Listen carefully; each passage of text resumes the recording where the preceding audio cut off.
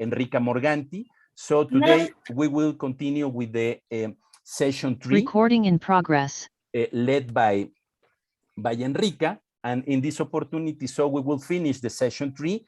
And during the day, we will continue with the session 4 and 5.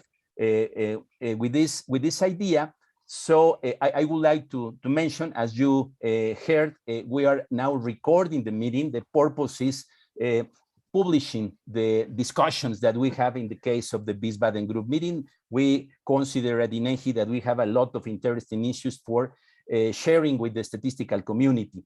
So as you know, in the case of this opportunity of the Wiesbaden group meeting, we have now the translation service. You can identify the icon with the word in the tools bar at the bottom. So you can select the language of your preference, in this case, English or Spanish. Spanish for our colleagues, especially of Spain and the Latin American and Caribbean countries that are also participating with us today.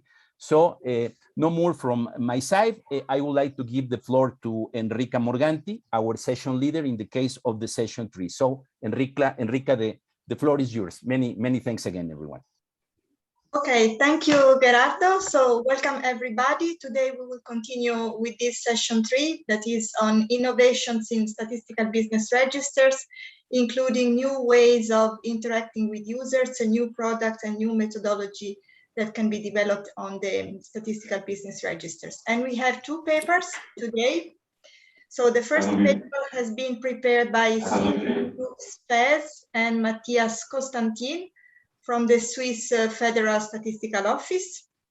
It is a paper talking about the latest investment of the Federal Statistical Office of Switzerland to create an interoperability platform accessible to all the stakeholders in order to provide information.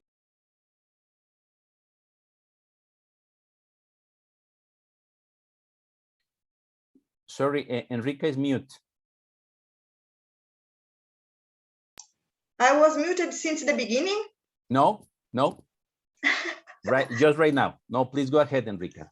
Okay, so I was introducing the first paper from Cynthia and Matthias. And I was just saying this is a paper talking about the latest development of the Federal Statistical Office to create an interoperability platform accessible to all stakeholders to provide information on the quality of the administrative data that are more and more used to replace surveys. So the paper describes the set of quality indicators that have been developed and used for this interoperable database management. So without saying more, I would like to give the floor to Cynthia or Matthias.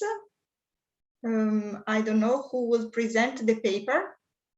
Yes, we present together. So I share my screen and we can begin. Okay, and Cynthia is the head of the business register data section, managing the classifications, the administrative data, and structural business statistics and business demography statistics. And Matthias is researcher and responsible for the data acquisition in the Swiss Federal Statistical Office. Okay, the floor is yours. Please remind that you have 15 minutes for your presentation. Okay, thank you.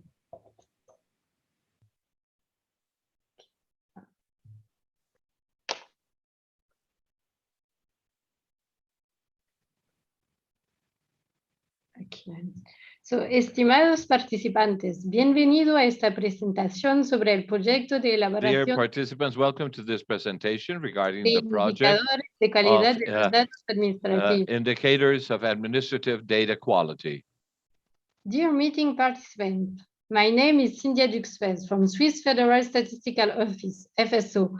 I'm pleased to present you with Matthias Constantin the project of development of indicator of administrative data quality. So this presentation will be based on the following points. First of all, we will make a state of the different informatics strategies that give birth to this project. We will explain our project QSUD, the different indicator developed, the method, and finally our questionnaire. In Switzerland, an IT strategy for the Confederation for the years 2020 to 2023 has been developed.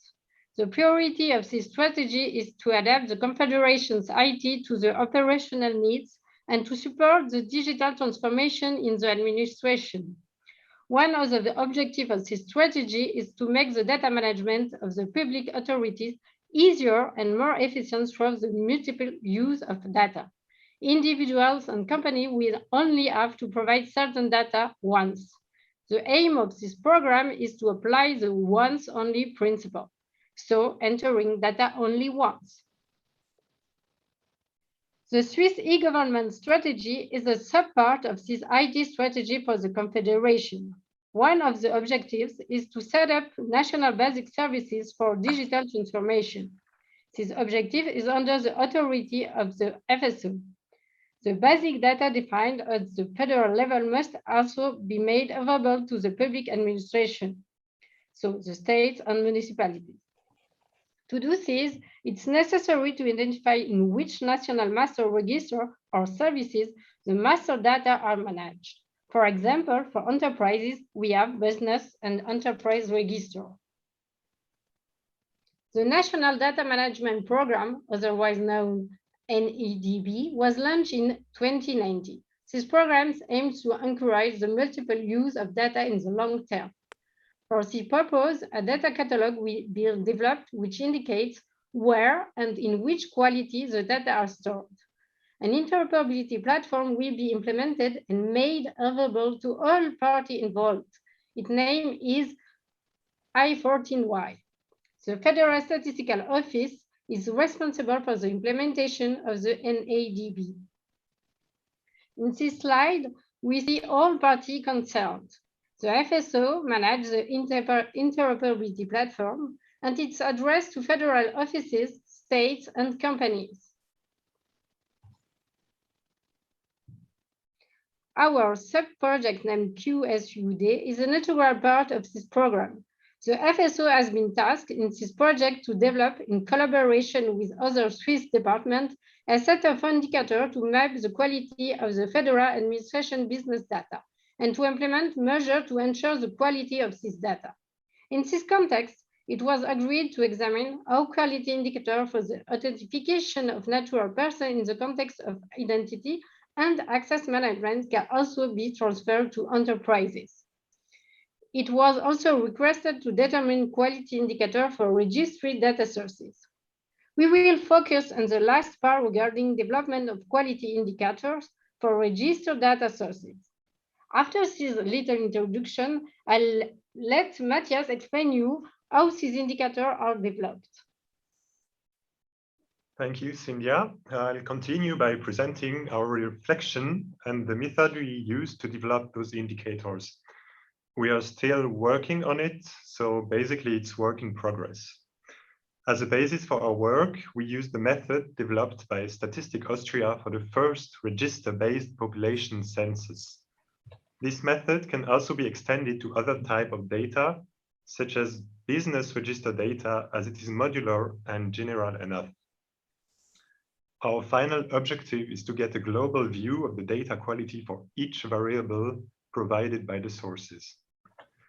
This overview should be integrated to the I14Y platform, and the final method to get this global view should be as short and simple as possible for two main reasons.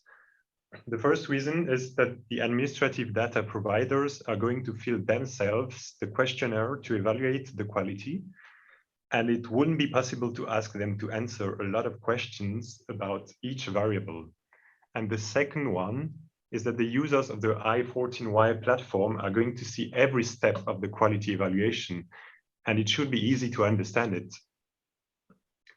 As I said before, we use the Austrian method as a basis for our reflection. We can get an overview of this method with the following diagram. It consists in different steps to evaluate the quality of data or registers. In each of these steps, a score between 0 and 1 is given, and the weighted combination of those scores is used to get a final score. As you can see on the diagram, we have here three main levels. So basically each level is one of the columns of the diagram. And this is the diagram provided by Statistik Austria in their paper about quality management. The row level on the left is the raw data level. So basically it's raw data provided, for the example, by an administrative source. In the middle, you have the combined level. That means using raw data to calculate directly a new variable. For the example, if I know from one register the weight and the height of someone, I can calculate the BMI. And on the right side, you have the final level, which include also data obtained using imputations or extrapolation. As our goal is to evaluate only the source, that's the reason why we focused our attention only on the row level, so the left one. In this level, 3 different dimensions are used to give a score to each variable. First, we have the HDD dimension. It consists in a set of weighted questions about the data set. Then we have the HDP dimension, consists in a calculation of the ratio between inputs and usable inputs. And the third one is the HDE dimension, and consists in a comparison with a reliable source or the evaluation of an expert of the statistical model. This last dimension, the HDE, is quite difficult to integrate in our case, because we don't have such reliable sources for the comparison. And for our point of view, is an evaluation too subjective. Due to our goal to get a method as simple as possible, we decided to focus on a questionnaire inspired by the HDD dimension and to integrate the HDP dimension, the second one, directly into it, inform an auto-evaluation of the fill rate for each variable. We also decided not to use a score for the variable, because the I14Y platform is going to be open to many users, and it would be too delicate to publish such a scoring. Now I'm going to show you the prototype of our questionnaire. We have a first question, which is general about the data set provided by the source. The question is there a common permanent identifier for the data? And the goal is to know if different data sets can be linked together or not. The rest of the questions are always about each variable. First, we have a main theme, historizations. And in this theme, we have 2 questions. The goal of those 2 questions is to get an overview of how the changes in the data are tracked and recorded. So the first question is there any tracking when values are changed? And the second, is it possible to extract values for a specific date? Another theme is data monitoring and tracking. On this slide, we have 2 questions to get information about accessibility of the data and the way the values itself is checked. First, when are the contents of the variable or changes to the contents accessible? And the other one, to what extent is an administrative check carried out at the time of value insertion for this variable in the system? The next slide is also about data monitoring again, and we also have 2 questions to check the technical consistency of the variable and see what checks are done after a variable has been entered into the system. The first one is, to what extent is a technical check carried out when inserting a value for this variable into the system? And the last one for this theme is, to what extent is the data checked after it has been entered into the system? And the last question of our questionnaire is this reduced HDP dimension. What is your estimation of the fill rate for this variable? So it corresponds to the HDP dimension I mentioned before. This was a dimension using the ratio between inputs and usable inputs. So that was basically our questionnaire. The stand now. Actually, we have still a lot of interrogation and questioning to know how we should go further with this project. And we will be really interested to know if you have such experiences in your respective countries. And I'm going to let Cynthia do a conclusion of our presentation. Thank you, Matthias. It was very interesting. Now I'm going to tell you the next milestone that this project has the next 2 years. In the first term, we will present a prototype and test it with a data provider. We have chosen Federal Tax Administration. In 2023, we are planning to implement this indicator in the platform of interoperability. And now our presentation will be concluded, and Matthias and I thank you for your attention. Thank you very much, Sylvia and Matthew, for the very interesting presentation. We would go immediately to the next paper, and then we will discuss both together after the next paper. And the next paper is the one prepared by Kevin Coxey and David Talan from the US Bureau of Labor Statistics. And it's about creating new analytics to study the American labor market dynamics in combination with the wage dynamics. So it's another very interesting example on how business registers can be used to get new insights on relevant economic phenomena. So I give the floor to David or Kevin. I don't know who is presenting. It's Kevin today. Okay, Kevin. Thanks, Enrique. I take it you can hear me and you can see my screen okay. Yes, very well. Thanks a lot. All right. And I know we're pressed for time, so I'm going to get rolling. Thank you, everyone, for having us. It is a pleasure to be joining you virtually. We prefer to be together in person. I was looking forward to coming to Mexico and meeting everybody again. But, you know, we'll make the most of our opportunity here today. So my name is Kevin Coxey. I am the branch chief over what we call the longitudinal database at BLS. That's basically our statistical business register. Today, I want to talk to you a little bit about the background for those who don't know, and then discuss a new and exciting use that we found with our business register.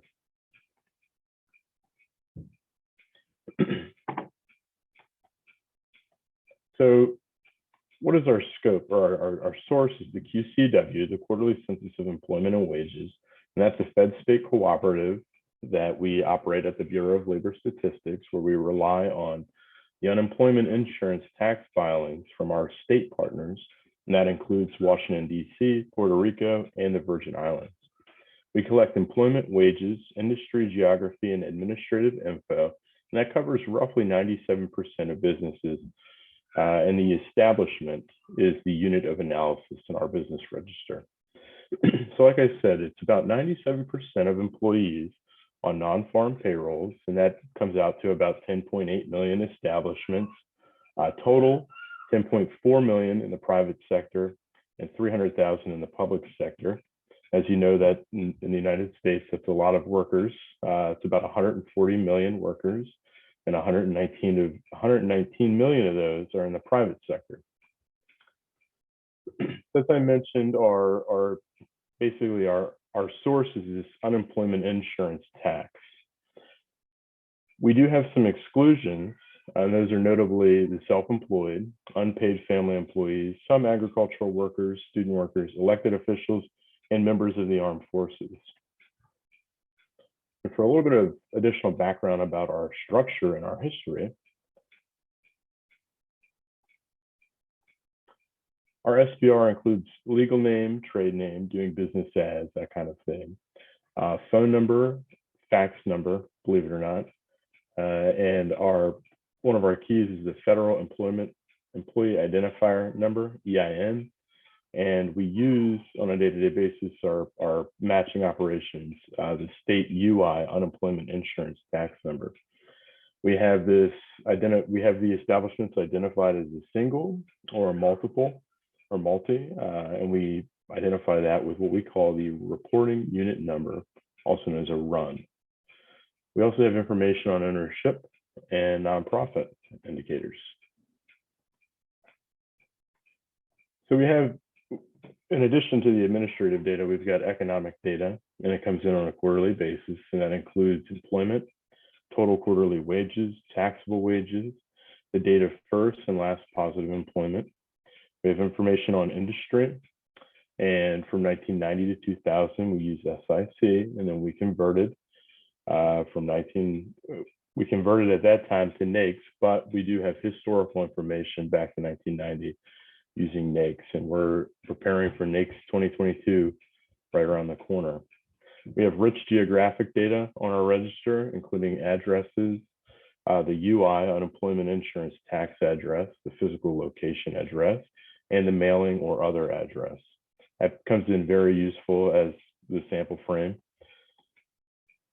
We include information, or I should say our SBR is blessed to include information on county, a township in the Northeast, MSA, city, census block. We actually have geographical information on the longitude and latitude where available for some of these establishments, and we've used that to apply hurricane codes, for example, where, you know, in the United States and the Southeast, we're subject to some hurricanes, and our folks at NOAA have used National Oceanic Atmospheric Administration, have used the SBR to assess the economic damages of hurricanes, for example. A brief history of the business register. In 1930s, QCW data collection began. In 1990, we enhanced the business register with what's called the multiple worksite report, which provided detailed establishment level collection. We then morphed the SBR into our universe database, where we longitudinally linked establishments. And finally, in 1999, the LDB in its current form was formalized, represented a modernization of the business register, and it has been serving the data user, the frame user, ever since. I keep checking the time, Enrique, because I don't want to let it get away from me. I've got the exciting stuff at the end. So our business register structure consists of linked quarterly QCW records. And as I mentioned, the longitudinal history does go back to the early 90s. We take these records as they come in from our state partners. We look for outliers that would identify a merger or acquisition or a large expansion, contraction, establishment, death, or birth. We then we link those establishments where necessary, and we assign a longitudinal database number, and it permanently lives on the database. Now that allows us, all that background allows us to do some pretty exciting stuff.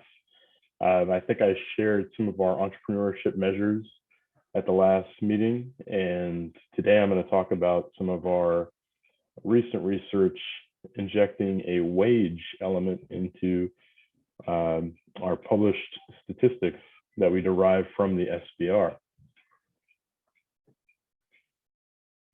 So the motivations were numerous to do this, but primarily among them, you know, we had this sense that the data users were asking questions that the SBR and the tabulations from our SBR didn't currently meet or doesn't currently meet. So we looked at it from a different angle, and we thought, well, what if we track wages in the same way that we track employment dynamics using the SBR? And so we developed measures of job gains and losses by wage quality. And we're happy to report that we've got some preliminary products to share with the Wiesbaden group today. So similar to defining establishment or firm size, which from my experience was a somewhat passionate discussion, you know, the methods that we could employ to track wage dynamics were numerous. So we considered three primary methods. The first was the wage dynamics method. Surprise, which method won? The title kind of gives it away. But we thought, okay, using this wage dynamics method allows us to essentially track establishment wages not employment. It does deliver a gross wage flow. It's a measure of net wage gains. It's the difference between gross job gains and gross job losses. And it calculates the data series using quarterly wages instead of third month employment like we currently do with BED, Business Employment Dynamics. We thought about also taking the payroll approach and developing data series on wages at the openings, closings, expanding, and contracting establishments. This would give us an idea of how different are wages at openings, closings, expanding, and contracting establishments, effectively giving you a look at the payrolls at those establishments that are undergoing one of those four changes over the quarter. Then the third way was to basically cut up the data by the current business employment dynamics concepts, and then just give the user or the data user a sense of how much gross job gains or losses and net gains in employment come from low paying or high paying establishments. Developing the wages and the dynamics of job creation destruction, as I mentioned, is somewhat complex. So first we estimated and analyzed data series based on the wage dynamics concept. We substituted quarterly wages for the third month employment as the variable that defines gains and losses. And then we followed the same methodology and processing as in the employment dynamics, such as the use of predecessor and successor information and probability matching. So just a little bit more about that if I have the time. As I mentioned, we do link our data across quarter. So in addition to having a small team of what we call LDD analysts review very large outliers in the data, we do use a probability matching software that we developed in-house to identify likely predecessors and successors in LinkedIn. Now we find that it's very, very effective matching software, and at the end of the day, the manual review only consists of about 1 to 3, somewhere in there, 1 to 3% of total employment in the frame.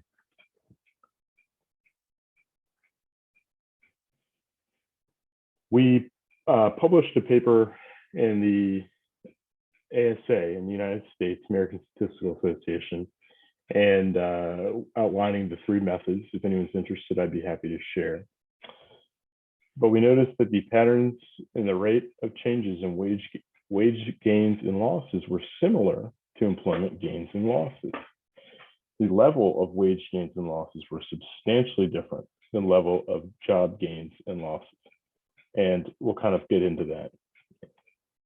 So here on the left, most folks who follow dynamics in the United States will notice that there is a declining dynamism, which is represented by the dashed lines that are both kind of trending negative.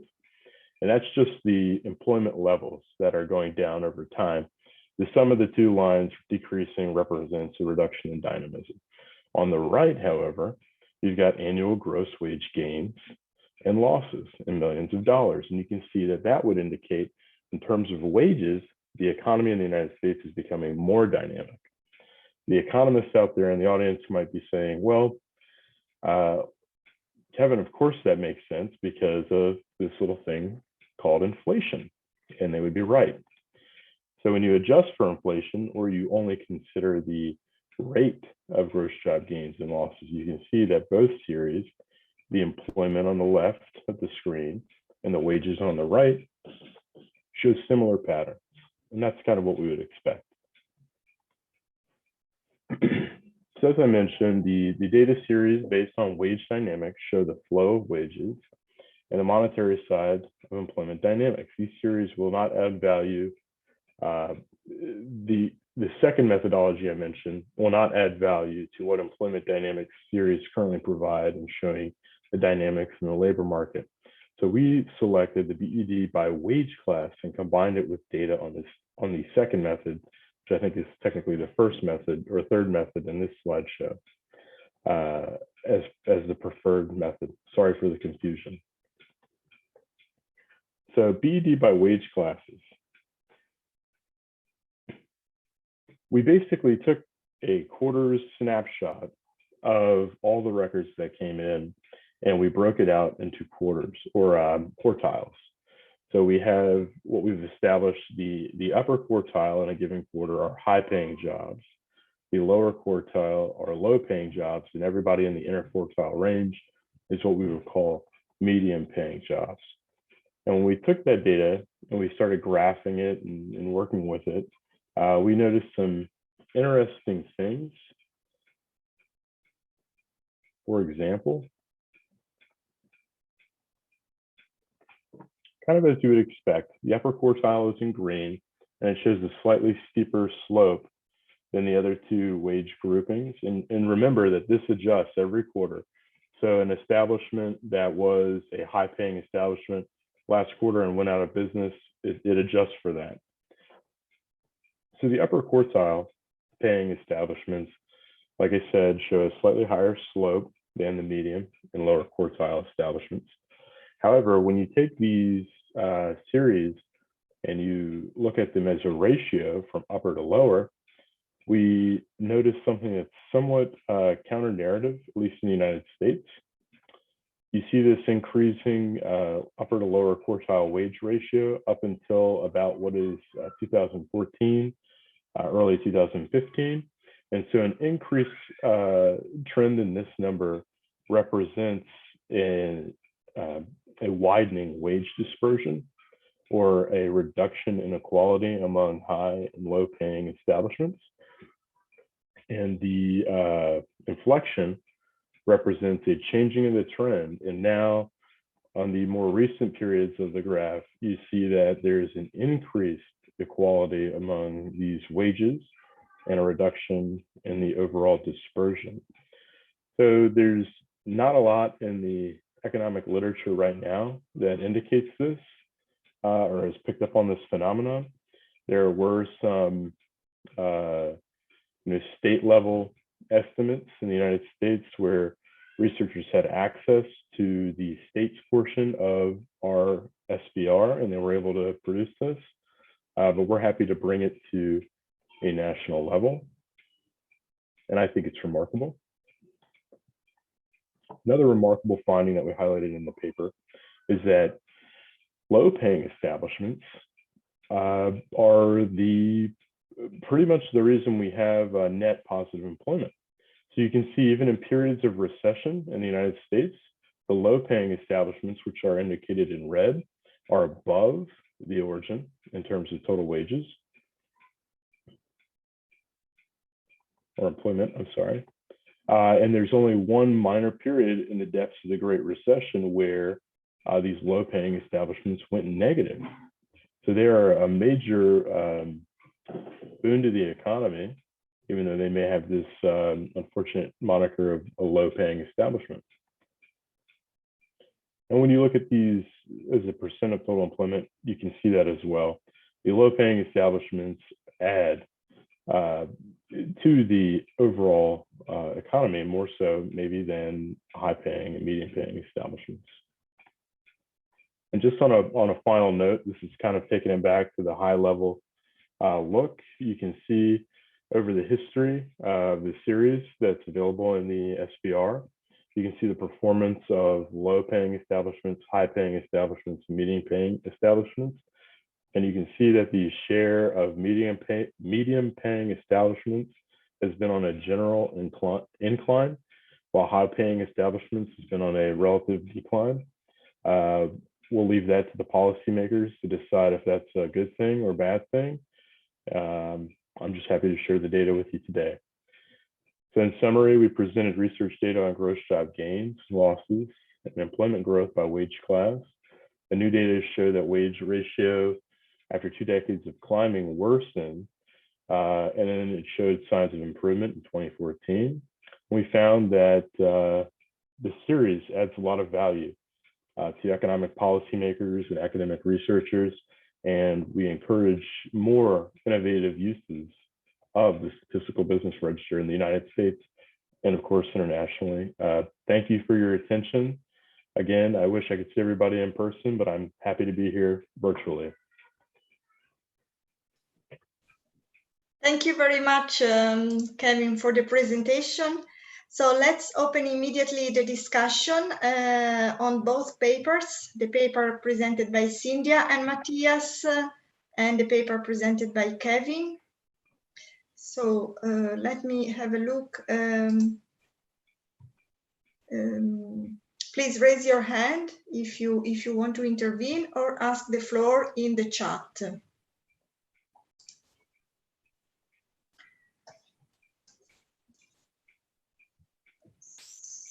So we'll maybe break the ice. I have a question for Cynthia and Matthias regarding their project to establish this interoperability platform. And my question is, how long did it take to involve all the administrative sources that you are considering in your project? When did the project started? If you can say a few detail about that. So we begin with this project this year on March, and we think we have to develop with all the stakeholders. We think until the next year, maybe in June, we can contact the partner. But to implement with the partner, we didn't know exactly, but it takes time. So far, the reaction that you had was positive? For the moment, we developed this prototype and we have the first contact the next month with federal administration tax. So we didn't know until yet. Okay. Okay, thank you. Any other question?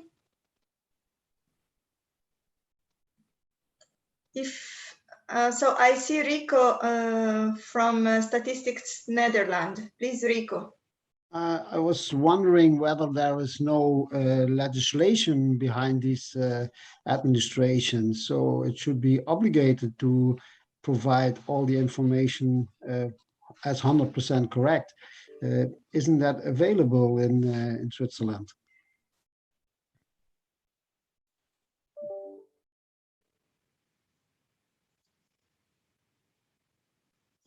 So it depends. We don't have a law for that. So it's more an agreement between the administrative register. So normally we have the good information, but maybe we don't have the exhaustive information. I respond to the question? Yeah, thank you. I think so. Thank you. I see another question from Ilaria of UNSD. Sorry. Thank you. Good morning. Good afternoon, everyone. Thank you for the very nice presentation. I enjoyed them both very much. But I have a question for Kevin. I think it was very interesting how you managed to find new analytics from the business register. And I was interested in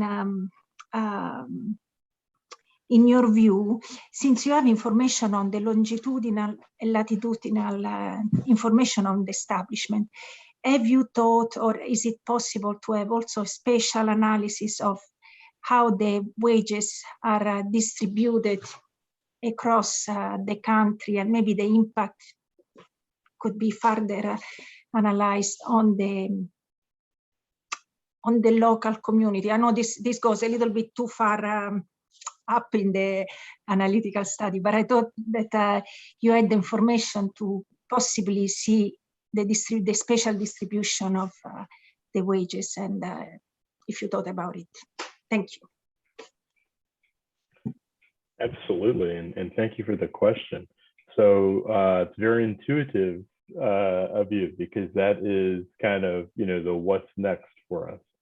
Now, we have looked at it, internally, and of course, we've looked at the underlying dynamics data that we publish on a quarterly basis. We make that available by state, and the push has always been for more local data. And so kind of on a parallel track, we built some research data similar to this that assessed the employment dynamics in the United States based on a spectrum of rural to urban continuum. So you can think of like basically the Midwest farmland United States versus the bustling New York City.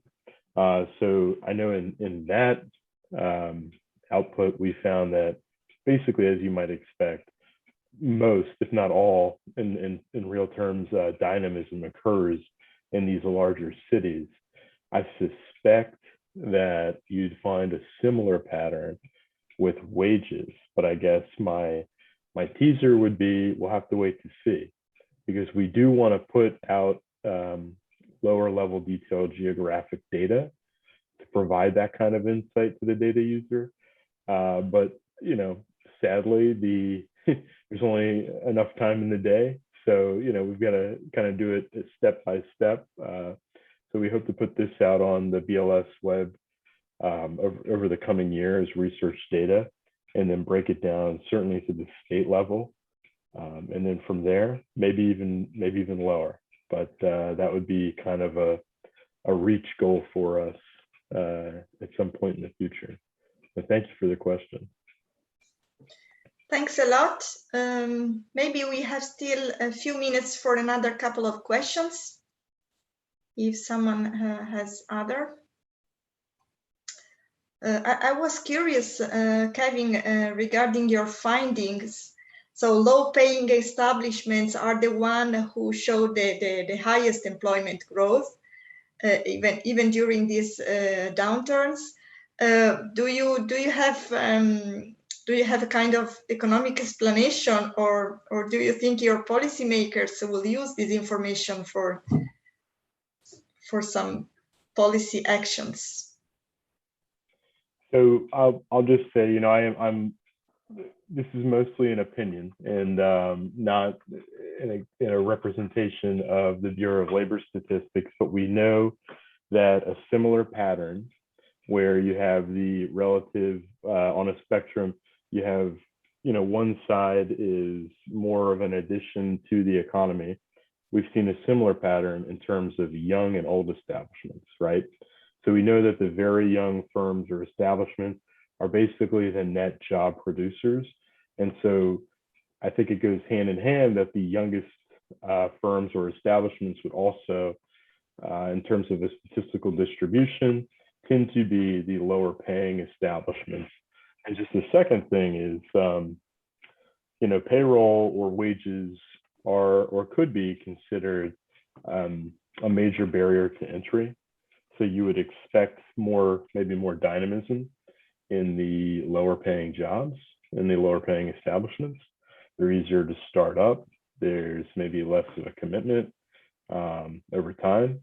And so in an economy, whether it's booming or busting, you would expect those employees that are leaving these high paying firms, you know, some of them are going somewhere, and some of those folks are maybe opening their own business. Yeah. So I hope that shines a little light on, you know, at least my perspective. Yeah, but it's indeed very interesting. Any other question? Otherwise, I think I can close the session. I would say that we had very nice examples, 3 different examples on the way the statistical business registers can really be used for innovations and for the productions of new output. So I'm sure that this will continue and will stay high in the research agenda, also for the Wiesbaden group, also in the future. And we will look forward for future developments in these areas or in similar areas. So thank you very much. I give back the floor. Thank you to all presenters. Thank you very much also for keeping the time, and also for the participants and the discussion. And I will give back the floor to Gerardo. Thank you, Enrica, and thank you, of course, to our presenters in the side of Switzerland and the United States. Now is the opportunity to continue with our meeting. So we will start now the session number 4 of the 27 Wiesbaden group meeting. The session number 4 will be led by our colleague Egon Gerards from the Netherlands. The session 4 is regarding the new products, new data sources, and the use of new computer and analysis tools in the statistical business register. So for this purpose, Egon, the floor is yours to start the session. Thank you. Gerardo, thank you very much, and welcome everybody. And I think I should say good day, good morning, and good night, so I can cover everyone in these time frames. Welcome in the session on new projects, new data sources, and the use of new computer analysis tools in the SBR. To start with, I would like to thank Inegi for the great organization of the Wiesbaden group. Although it's virtual, I really have the feeling that the family is together again, and I can even say that the family is bigger than ever. So that feels quite warm. So Arturo, Gerardo, and colleagues, I thank you very much for the organization. But I must say that I slightly miss walking around in Merida on my flip-flops in 34 degrees if I look at the weather forecast. So that's a bit of a bummer. Well, that for the opening. In the next 2 hours, we're going to present to you 5 different topics. The joint agreement of the 5 presentations is that they all describe a challenging development caused by the rapidly changing society, which is getting more complex, and the demand for economic indicators is on all places increasing. So you should think of the introduction of new technologies, political or environmental developments, new service-oriented businesses, the globalization, and of course, the current COVID-19 pandemic all around the world.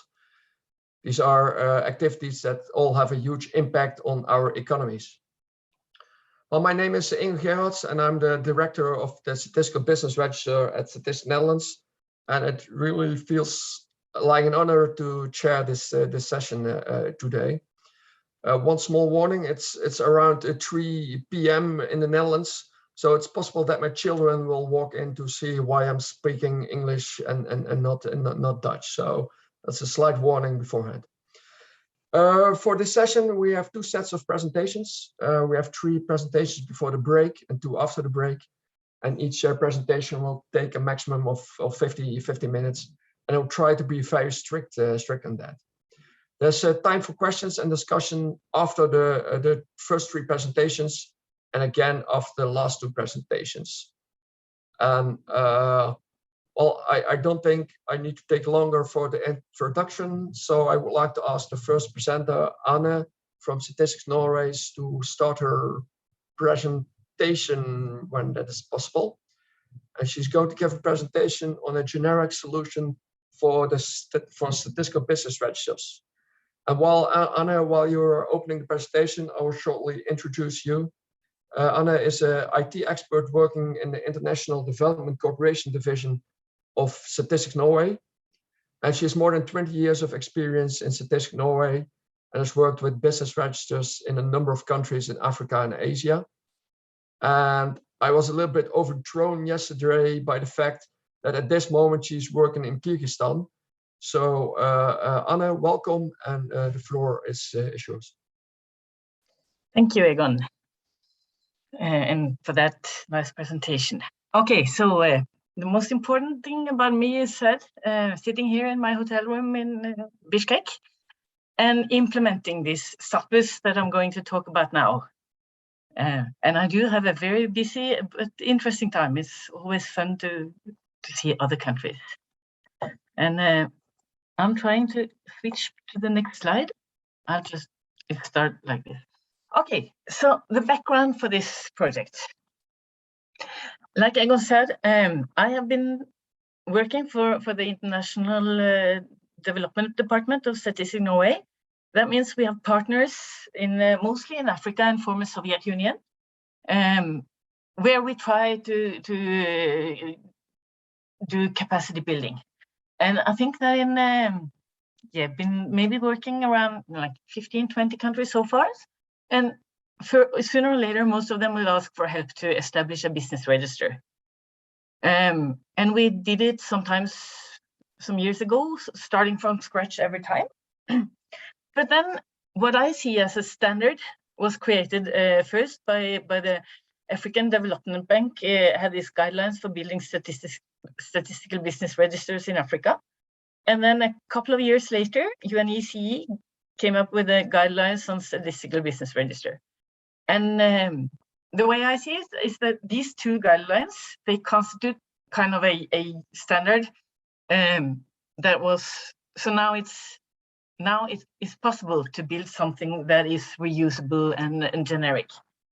And then we had some available funds from a project in Kyrgyzstan. So we asked them to help us, whilst at the same time building the business register in Kyrgyzstan to make it generic enough to be reusable in other countries. And that's where we are today. We have basically finally released version 0.999. It has, we have a few more thing to do to say it's version 1. And it's client server software. It's 3-tier logic. It's all the usual stuff with software like this. Standard frameworks. We are the 0.0 last part of the first version is to start to make containers out of it, so that it's going to be very easy to install also in the future. So that's the one small thing that is yet to do. And yes, it's licensed at open source. We are making a website for it. This website is currently very empty. We haven't had the time to fill in everything we want. In here, there will also hopefully soon be a demo of the system. Not quite sure how we're going to do it yet, but I think it should be there. And also lately we have been, we are working, we are also going to switch some of the underlying technology so that it's open source all through the whole system. And that makes it possible for us to register it as a digital public good, which make it even more open source maybe. Anyway, the objective of this status, it's, you know it all, you're all business register people here. It's to define, construct and maintain statistical units, classifying them according to sector and activities, providing survey frames, producing register-based statistics, and all of the things you want a business register to be able to. And yeah, this, you know, this, of course, we have the division between the administrative world and the statistical world, and how we have statistical units and stuff like that. I want to say that this register is designed to be as flexible as possible. So in the guidelines from African Development Bank, they say a business register should at least have enterprises / legal units, or a combination of legal units. It should have establishments, which is the breakdown on activity or location. And AFDB also should have possibilities for enterprise group, even though almost no countries have data for it yet. But we are also building for the future. Yeah, so if you want to, you can use the status in this stripped down form. You have the legal unit equals an enterprise, so that you can ignore the challenge of identifying the enterprise. And you can have activities at whatever unit you want. So I want to take it, and you can build it out as data flows in. You get better access to data. So I want to guide you through the whole thing, all the possible stages. First time, the register, I want to establish a legal unit, Elvis Coffee Shop. That is possible in this register. I just establish units without actually defining what it is. It's not really a standard business register, but it's possible. The coffee shop opens a location in Nairobi. So now I have a legal unit and a local unit with an activity code. Okay, and this is how, as you know, most units in a business register is. It's legal unit equals enterprise. It has a location, it has an activity. But my coffee shop works very good. I get a lot of customers. So I buy a plantation to produce my own coffee. So now I have, and it's still possible in this register, I have two local units with two different activities.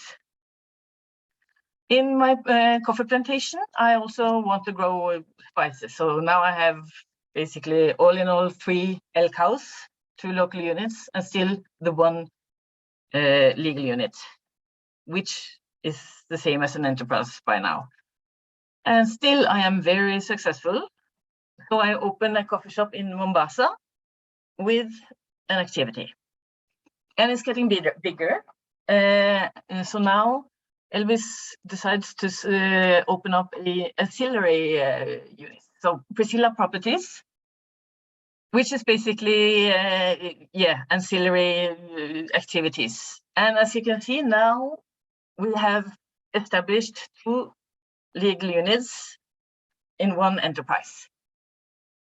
But Elvis never stops to be successful, so he continues open a coffee shop in France. Of course, France coffee shops isn't very interesting for the Kenyan economy, so these units are not in the register. But the enterprise group, Elvis International, is of course a part of the unit, of the register. So basically, this is what I wanted to say about this register, is that all of the stages here on the way to get this are legal states in the register. So starting, for instance, in countries I've been working, they call it enterprises and establishments. And their establishment is just a local unit, but they don't know how to connect it with its parent. But it's okay, we can configure the system to accept this, and then we can work on data quality to achieve better and better quality at all times. So yeah, and here is the terminology in the business register terms. Yeah. Okay, so that's the flexibility when it comes to units. Contents of the register. We added in total 4 different ID fields, because my experience with all these countries I've been working in is that almost no countries have a national ID, but very often the statistical office already have given IDs to their spreadsheet or whatever they used as a business register before. Tax ID is from the tax authorities, which almost always register units. So, and then we have a generic ID, which you can use for whatever. And of course, the real ID of the database that links it all together. Then we have the biographic variables, stratification variables, and economic variables. That's basically exactly what you would expect from a business register. And then comes, so is this even usable? One size fits all, is it so? We also we concentrated on making it flexible and configurable. So, but first and foremost, it's not possible to add variables in it. And that is because I very often come to countries and they say, in our country, education is so important. So we want a special, in a business register, we want a special variable for kind of school. And if we allowed for them to add variables, they would add industry-specific variables that would not belong in a register. So this is the design decision we made very easy. It's just going to follow whatever is recommended from the UNECE guidelines.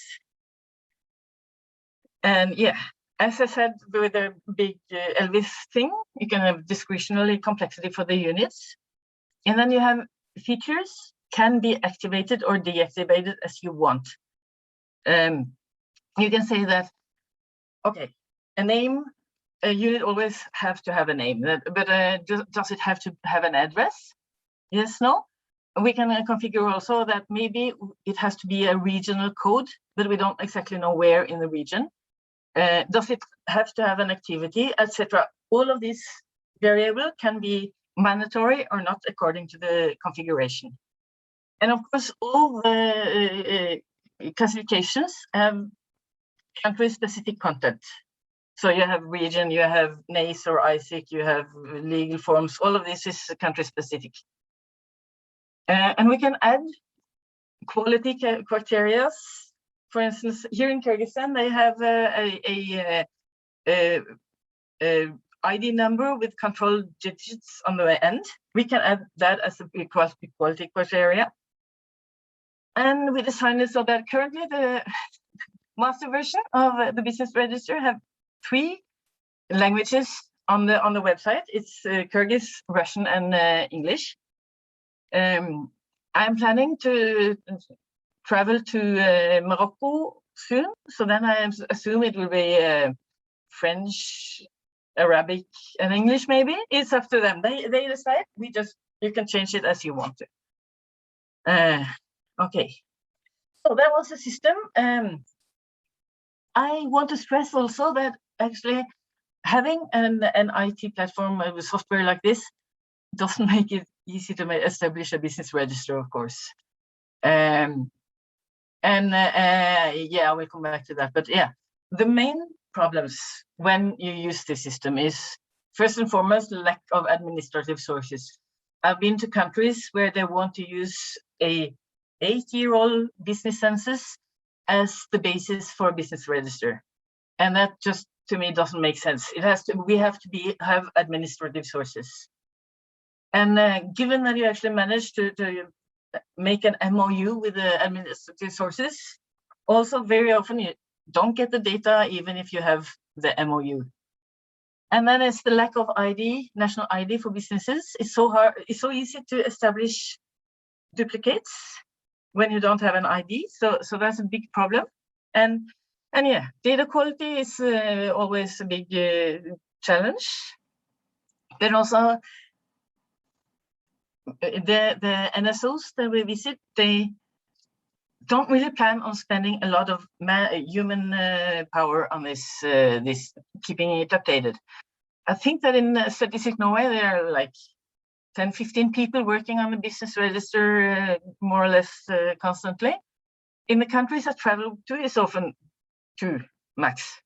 So that is also, they never get up to speed with the whole system because it's just overwhelming much work.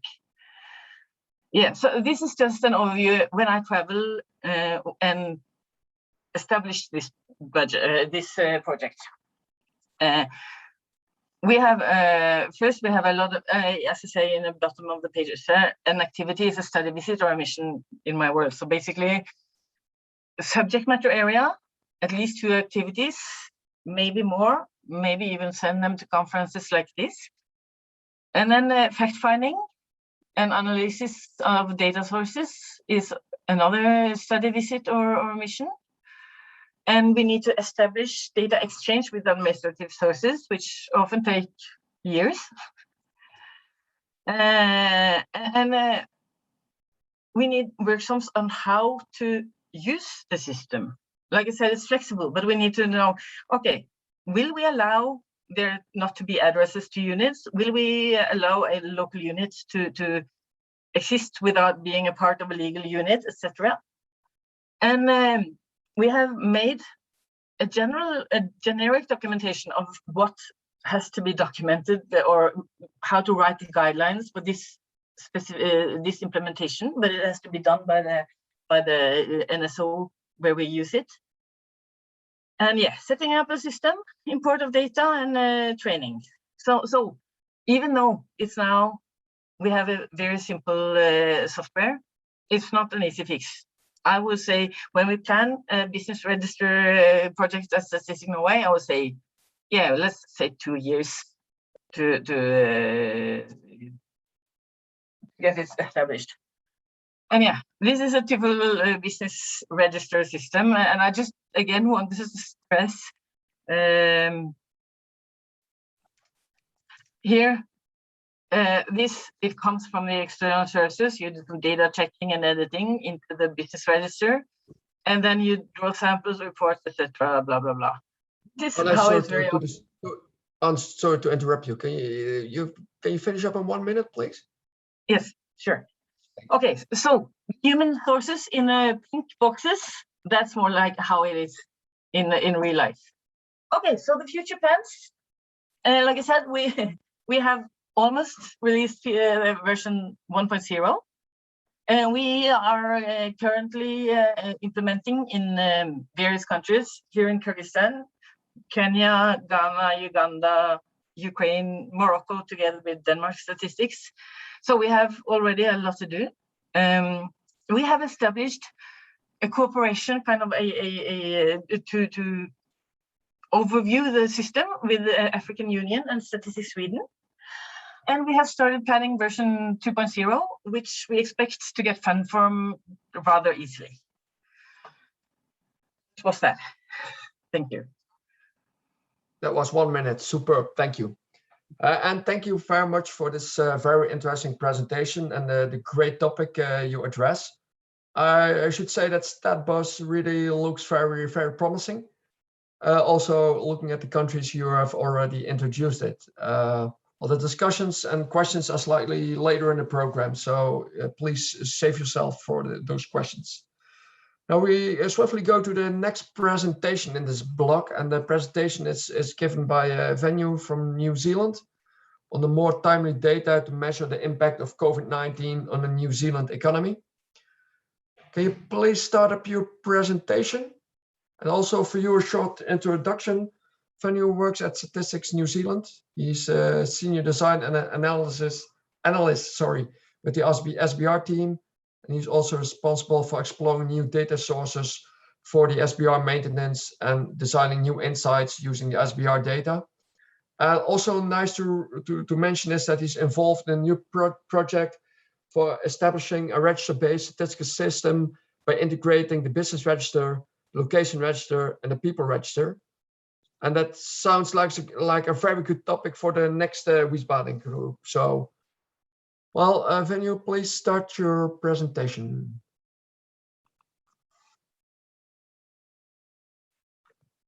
I can't hear you. Yeah, can you now? Yeah, there you are. Yeah, thanks again for the intro. My name is Venu from Stats New Zealand. So I'll be talking on the topic, it's a more timely data to measure the impact of COVID-19 on the New Zealand economy.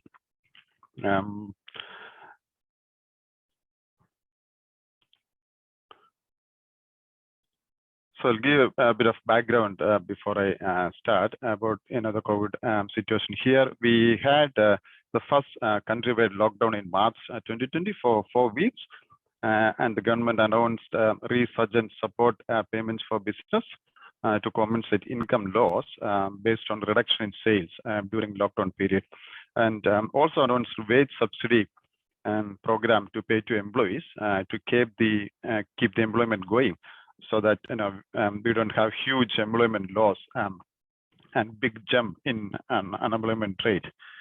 So yeah. So what did we, the BR team, do to measure the COVID impact? We had 2 initiatives. The first one was we tried to capture the real world events happening out there using various data sources to help users of BR. Like used on that data, we introduced a few new indicators in BR, and then we sort of thought okay, we will tell some story using the BR data. So that's where we started publishing a monthly data series from BR. So before going to the new indicators, it's a bit of background how the BR is maintained here.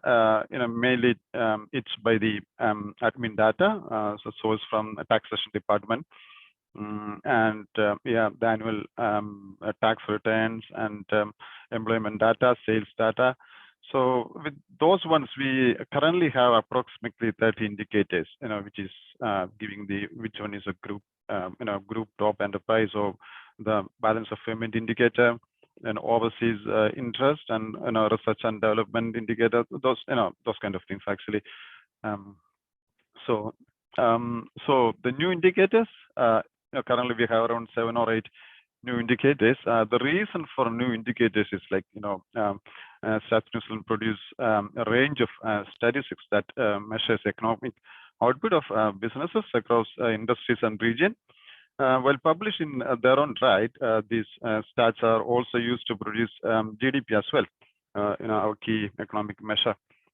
However, the current economic conditions caused by the COVID-19 and subsequent lockdown periods, we are concerned that our usual BR maintenance processes will not provide an accurate and timely business list for use. And especially the customer-facing industries, in particular, such as retail trade and food services, they have been characterized by large-scale temporary and permanent business closures over a short span of time. But there will be a reasonable lag before our usual maintenance processes identify all these business closures actually. So if we are unable to identify which businesses have been ceased trading as a result of this COVID, so we are on the risk of estimating a value for them in our outputs, as we mistakenly consider them to be non-respondents. So this in turn means that the economic impact of COVID-19 may not be maybe underestimated or skewed across industries, which will lead to lower quality government policy decisions.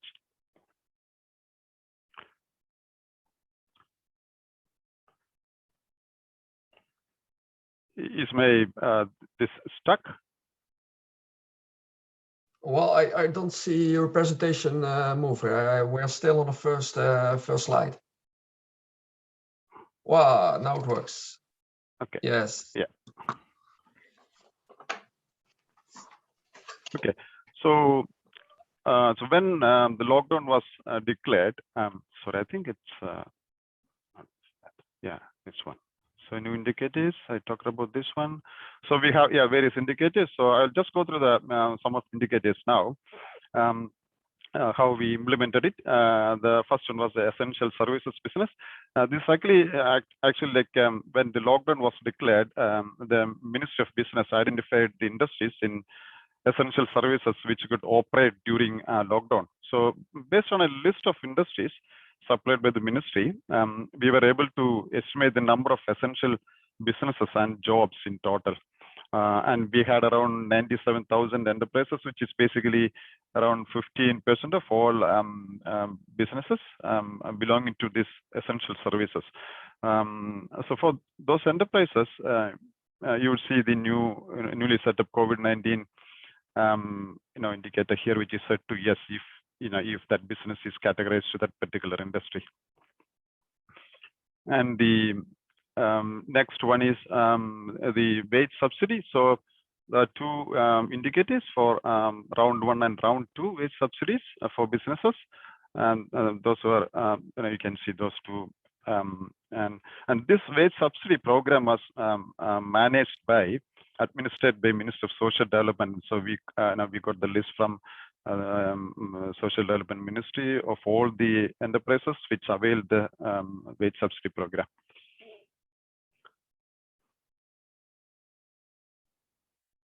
So the next one is the GST indicator. So another indicator for sales activity during lockdown period. So weekly GST data from the taxation department enabled us to create 2 more COVID-19 indicators, like sales and purchase activity levels in BR. So these relate to the recent GST activity level of enterprises compared to the historical average, indicating how they were performing during that lockdown period. Yep. And how these indicators were used. These indicators on the BR were considered by various subject matter areas in selecting an accurate population for business surveys and outputs.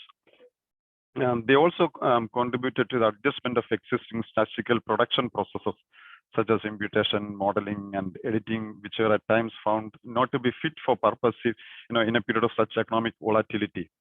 So a combination of the indicators was used to create business rules at each stage of the statistical production across, rather than relying on one individual indicator. Yeah, the next initiative we did was producing a new monthly indicator data series from BR. So this was done because of the request from Treasury, Reserve Bank, and other ministries, and research institutes, and bit of like inquiry from media as well. So we have the existing annual business demography publication, but its data is gold standard, but it's delayed, around 6-7 months delayed. So the data quality about the series is, the SPR is maintained mainly by administrative data from taxation department, and so the figures in the series are of economically significant and live units at the end of the month, excluding business type rest of the world, and economically significant enterprises are mostly those with the sales turnover greater than $30,000 per year.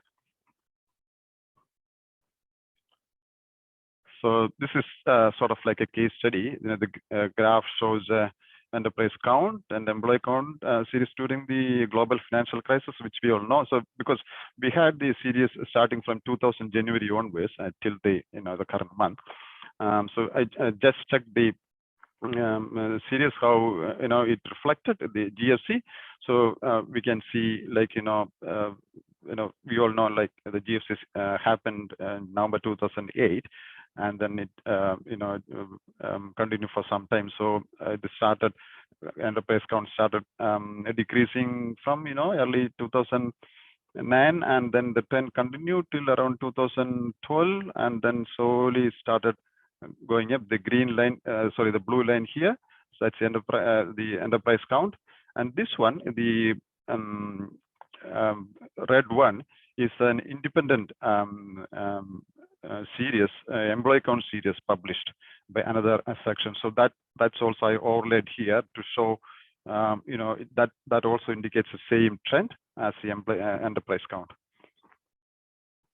And here we are in COVID-19, and here it shows again, the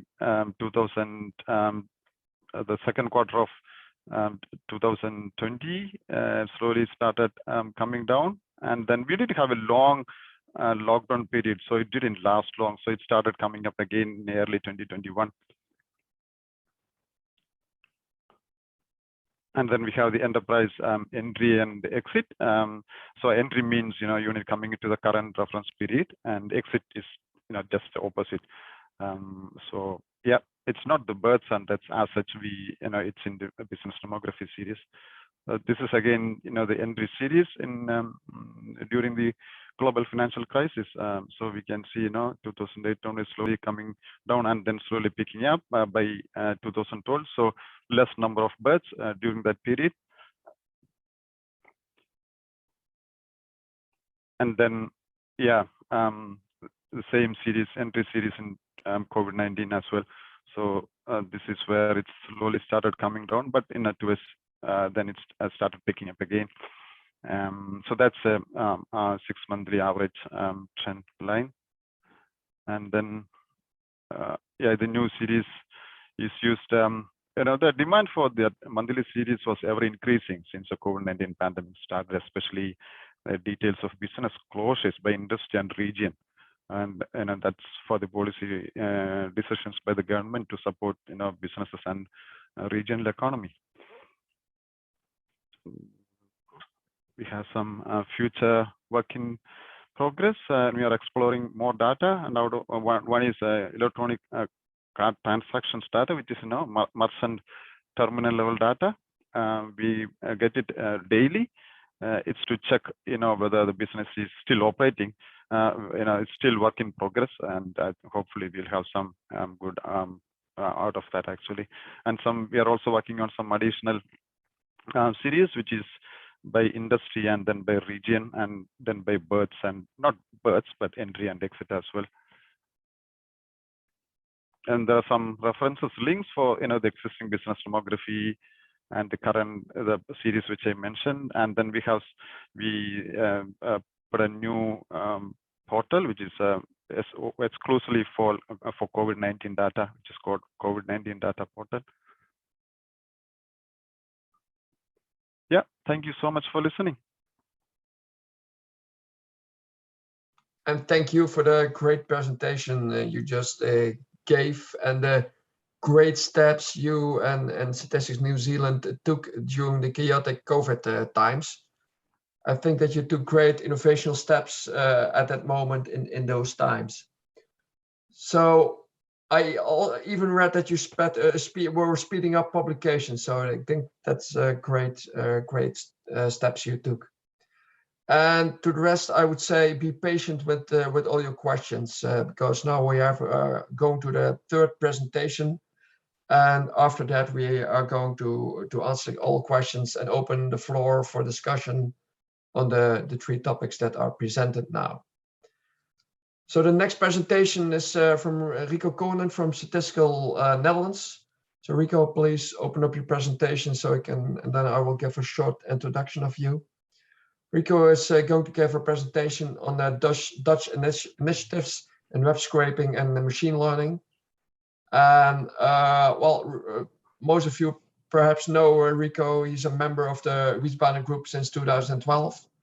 He works at the Business Register Department of Statistics Netherlands as a statistical researcher, and his expertise is the methodology of the Dutch Business Register. Well, I'm honored that I can say that I'm his boss for 3 years now. So Rico, please go ahead with your presentation. Okay, then I will start. This is a brief overview of things I'm going to present.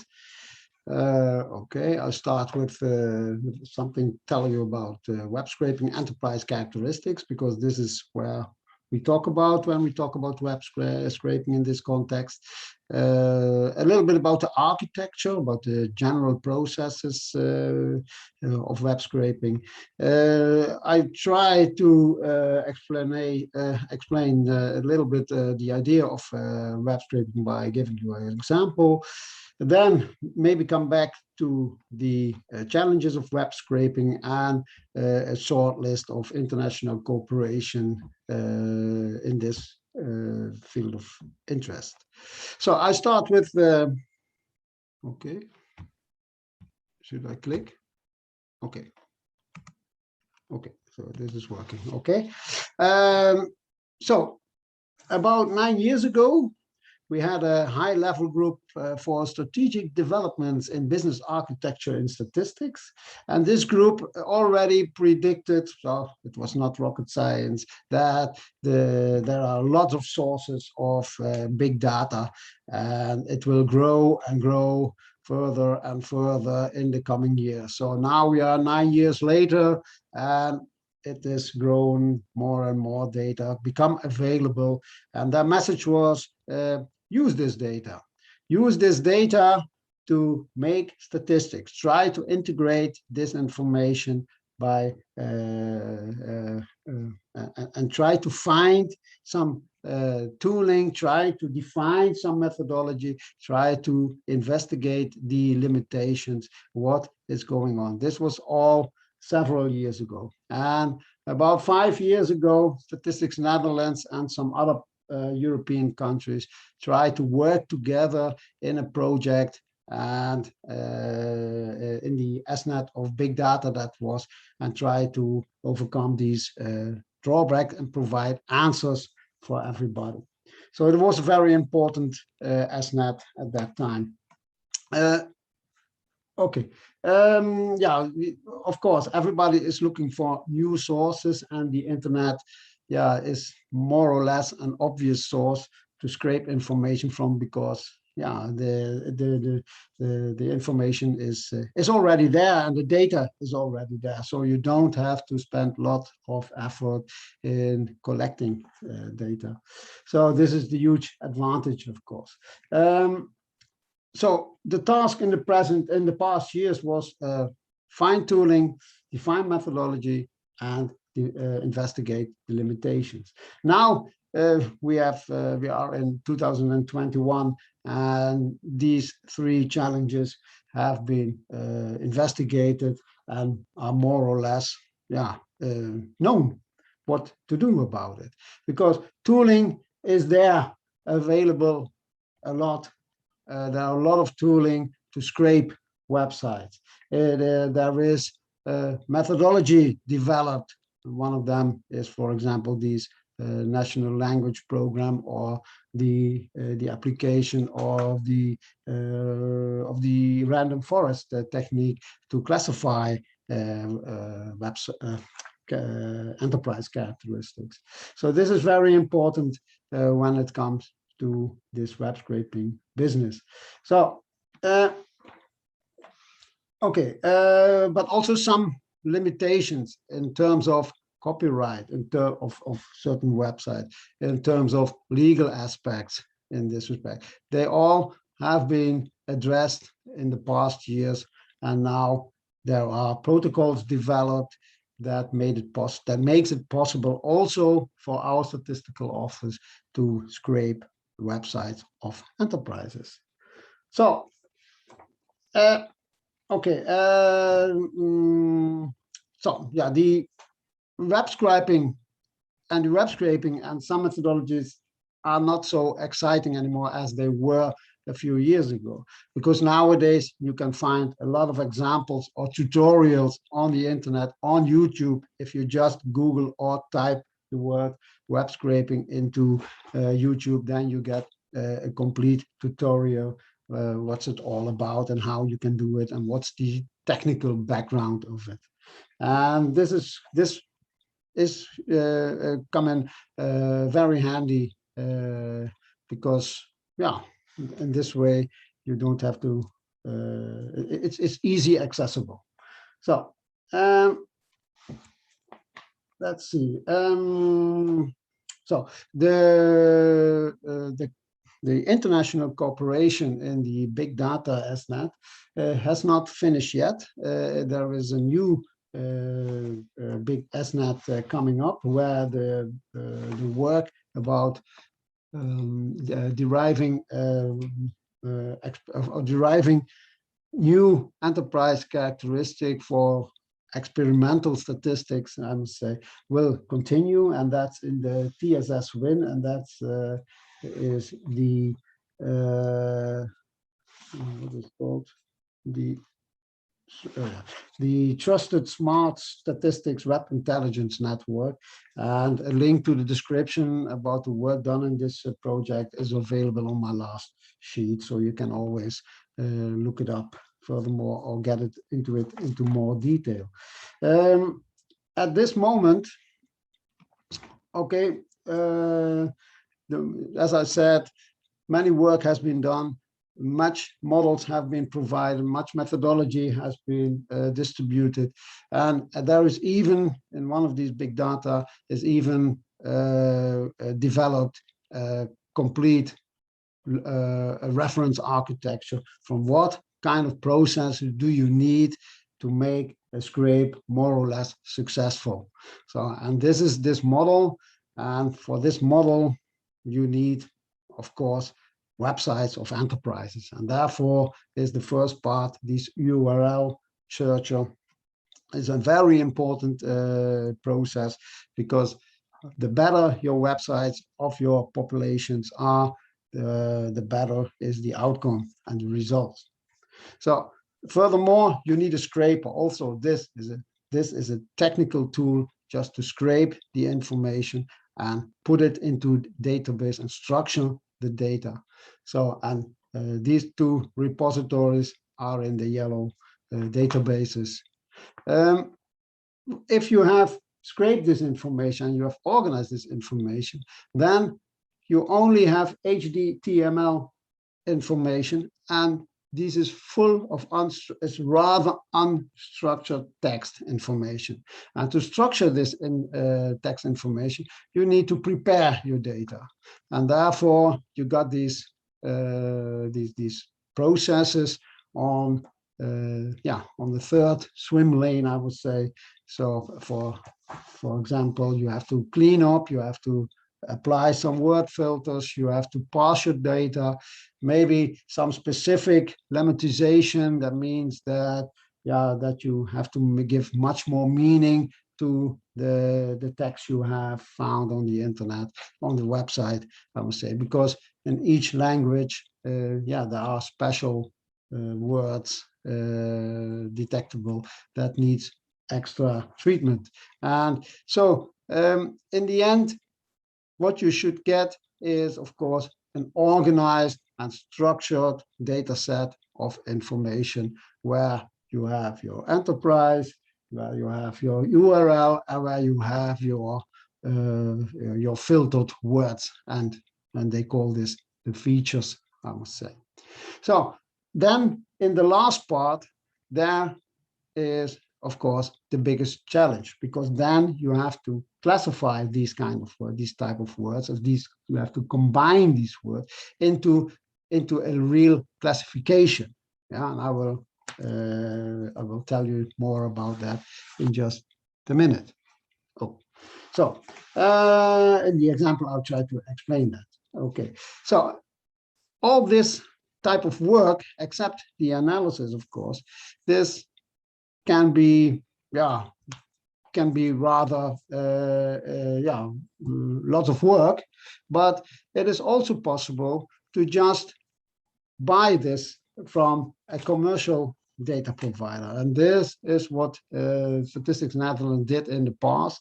Nowadays we have the possibility to scrape ourselves with our own web crawler, but there used to be a time that this was not possible, and then we contacted a commercial company called Data Provider, and they already did this scraping, and they already did this cleaning.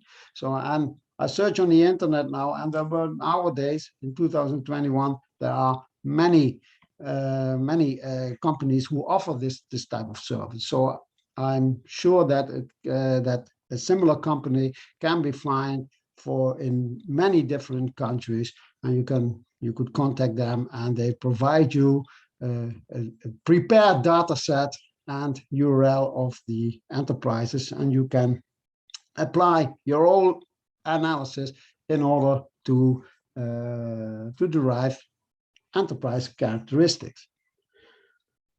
So this is a little bit the meaning of all the parts. So maybe I should give an example, and in this example, let's say you want to, and this is a live example, they did some specialists at Statistics Netherlands did this in 2018. They did research on online retailers in The Hague, and there were two interesting questions in this experimental statistics. They say, does retailers in The Hague have a web shop, or does retailers in The Hague have a website? One of those two should be asked. Now, these websites, this is already a given, is defined. Now we have to detect whether these retailers have a web shop or not. And therefore, we want to use web scraping techniques. Now, the recipe to do so is first select the population of local units.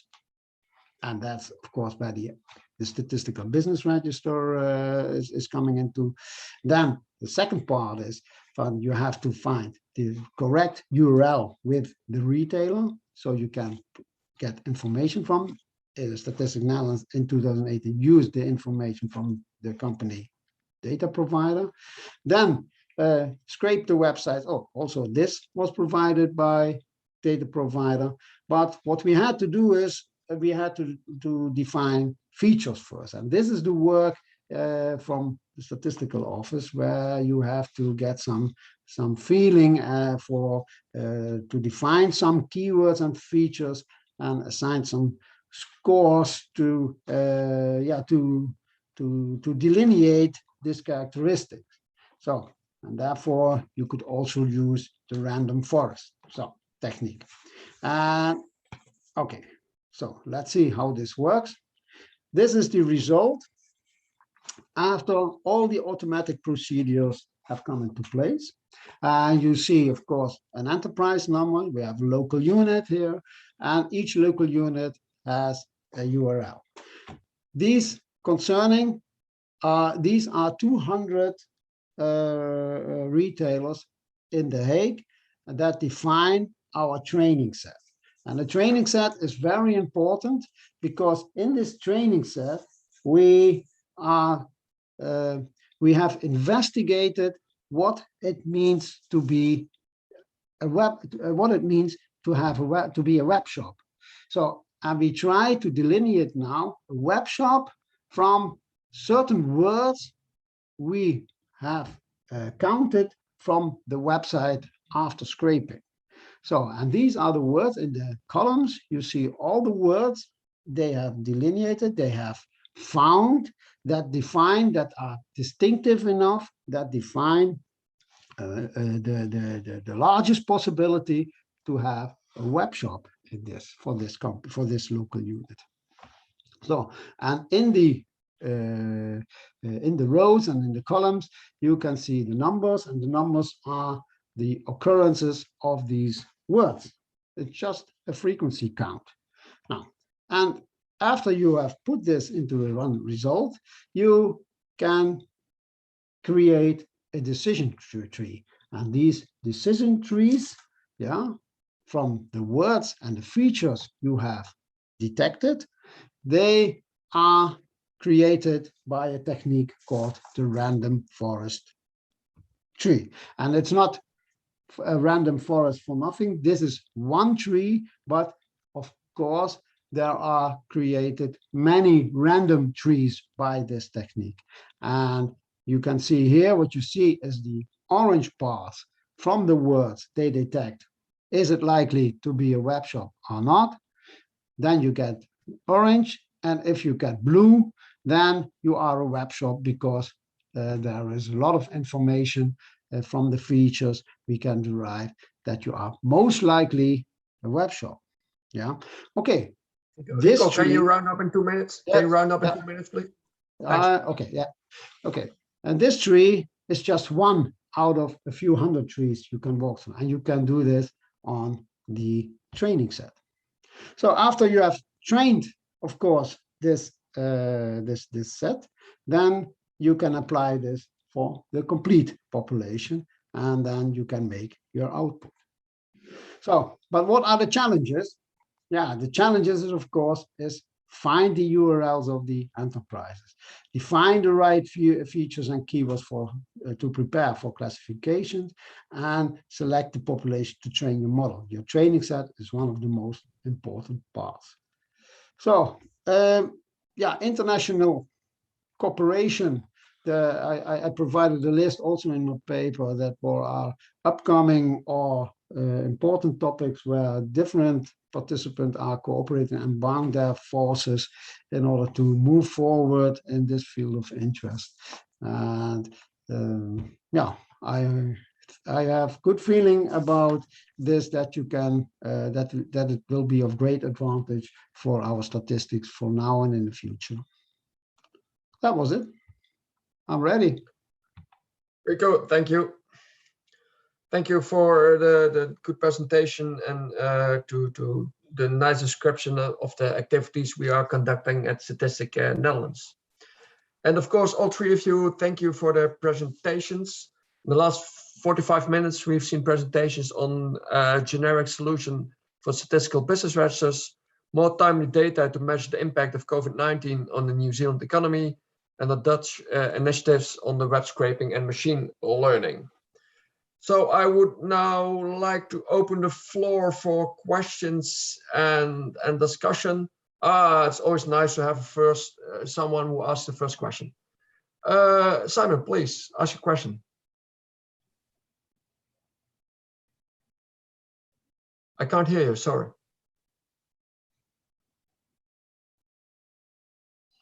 Okay, now you can hear me? Yeah, now you're in. Okay, thank you very much. It's a very interesting session here. I got a question for Rico, but the both other presentation was also interesting from Anne and Venu. My question for Rico is, how do you match the URLs with the legal units or the enterprises or the enterprise groups? And how do you handle legal units or enterprises with more than one website and more than one URL? For example, more than one website for brands, for example. Mm-hmm. Okay, so many of these things, and this is one of the advantages, of course, to make a deal with a data provider, they also scrape the administrative information. So not only the administrative number, the registration number, but also the website.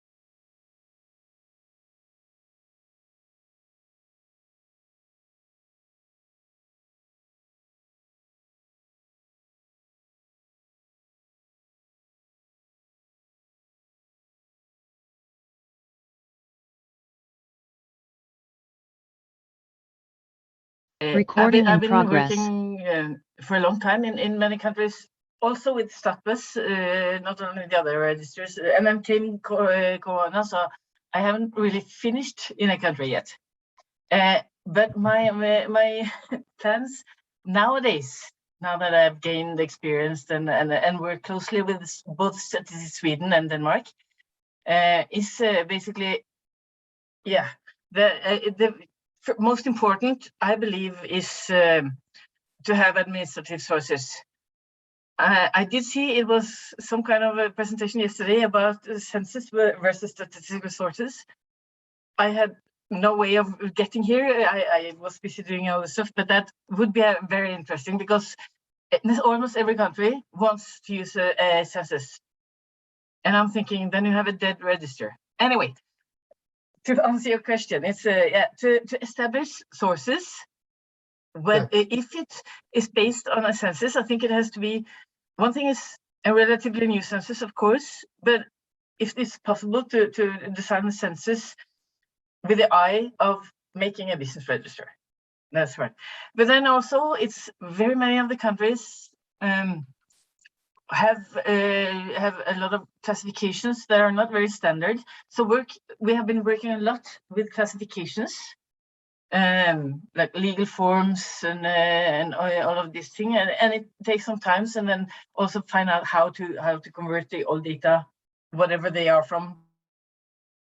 And yeah, and I can continue forever. It's like I said, also the lack of national ID.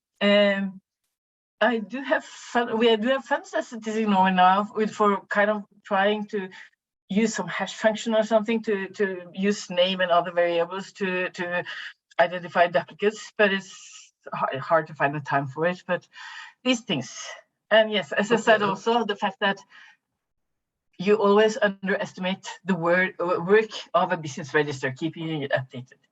Thank you. I think everyone now at the Wiesbaden group knows what you mean with this last sentence. Thank you for the answer. I see 3 hands now, so Gerardo, can you please ask a question or open a discussion?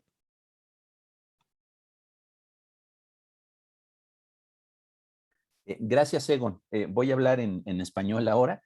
Sí, interesado en el tema que presentó Rico. De hecho, nosotros en el INEGI y también en cooperación con la CEPAL, con ECLAC, hemos estado trabajando acerca de la economía de Internet. Hemos partido precisamente de este análisis que se hace bajo el web scraping, ligando el registro de negocios a todo lo que se tiene a partir de ese rascado de Internet en línea, pues, ¿no? Toda la información que da la red de redes, el Internet. Y para esto ha sido muy valioso lo que nos ha enseñado ahí la experiencia holandesa. También hemos estado pues revisando todo lo que Data Provider, esta empresa de la que ha hablado Rico en la presentación, tiene como resultado de este web scraping. La duda es, ¿se sigue trabajando? ¿Existe todavía entonces la cooperación entre el Buró de Estadística de Holanda y Data Provider? ¿O ya ahora solamente ustedes están trabajando bajo todo este aprendizaje que pues han tenido para hacer esto que antes obtenían con Data Provider? En el caso del INEGI en México, estamos sí buscando alguna sociedad con una empresa parecida a Data Provider, en este caso se llama NIC México, para poder hacer este tipo de vinculación entre el registro de negocios y lo que tenemos en el web scraping. Sin embargo, también estamos haciendo investigación propia para poder encontrar los elementos que nos ayuden a vincular el registro de negocios, por un lado, con lo que tenemos a partir, pues, de web scraping. Entonces, para eso estamos pues investigando también con procesos de aprendizaje de máquina, el machine learning y pues todo lo que implica la vinculación. Entonces, la pregunta sería, ¿se sigue todavía esta cooperación entre Data Provider y el CBS o solamente ustedes ya están haciendo en el CBS en Holanda, pues propiamente ya lo que es el web scraping que antes obtenían con Data Provider? Eso sería. Gracias, Egon.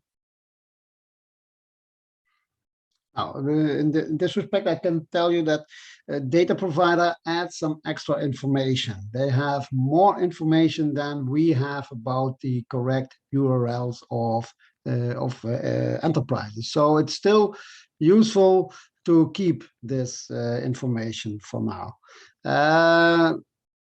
I'm not sure for how long the contract is, but it still is there. So there are still some advantages.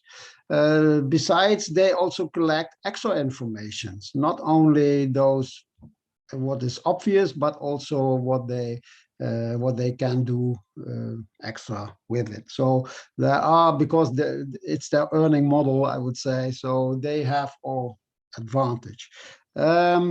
For Statistics Netherlands, and especially for the Business Register Department, it's part of its vision that we want to collect this information and build up a repository for that and control some methodologies and do the maintenance of this repository.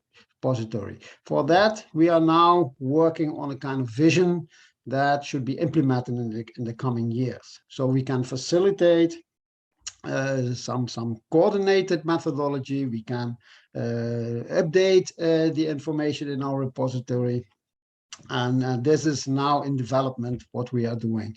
So yeah, the coming years maybe I can tell you about it more, what our task, our role. It's a new role of our Business Register Department, I would say, in this respect. I hope this answers the question. Hey, Rico, thank you very much. Thank you, Gerardo. Julita, good to see you. Do you? Hello. Hello. Okay. I don't know if you see me. Okay, just Yeah. The last question was also my question. So I have an answer, but also tell me how long time whole process takes now, because it is just IT. IT also improved, yes. So it should takes not a lot of time, but from your experience, how long it takes? Thank you. Because for you, the effort is not the scraping, is not to apply the methodology, but is find the correct application, find the correct features, and define your correct training set in order to develop the right words to feed the tooling instruments, I would say. And if you have done that, then it's going rather fast. So, and this gives also opportunities for the future, of course, because the more experience it gets, maybe it gets also one methodology we found can be applicable also in Poland, for example. They are now experimenting with that in detecting innovative enterprises. So they have a methodology by web scraping, by identifying these words, and now they want to translate these kind of words and look if they can also identify the same innovative enterprises in another country with the same methodology, but just by an intelligent translation, I would say. So, and I think the more officers are participating in this type of work, the more experience we will get and the more is maybe possible to share. okay, Rico, thank you very much for your answer. Augusto, please ask a question.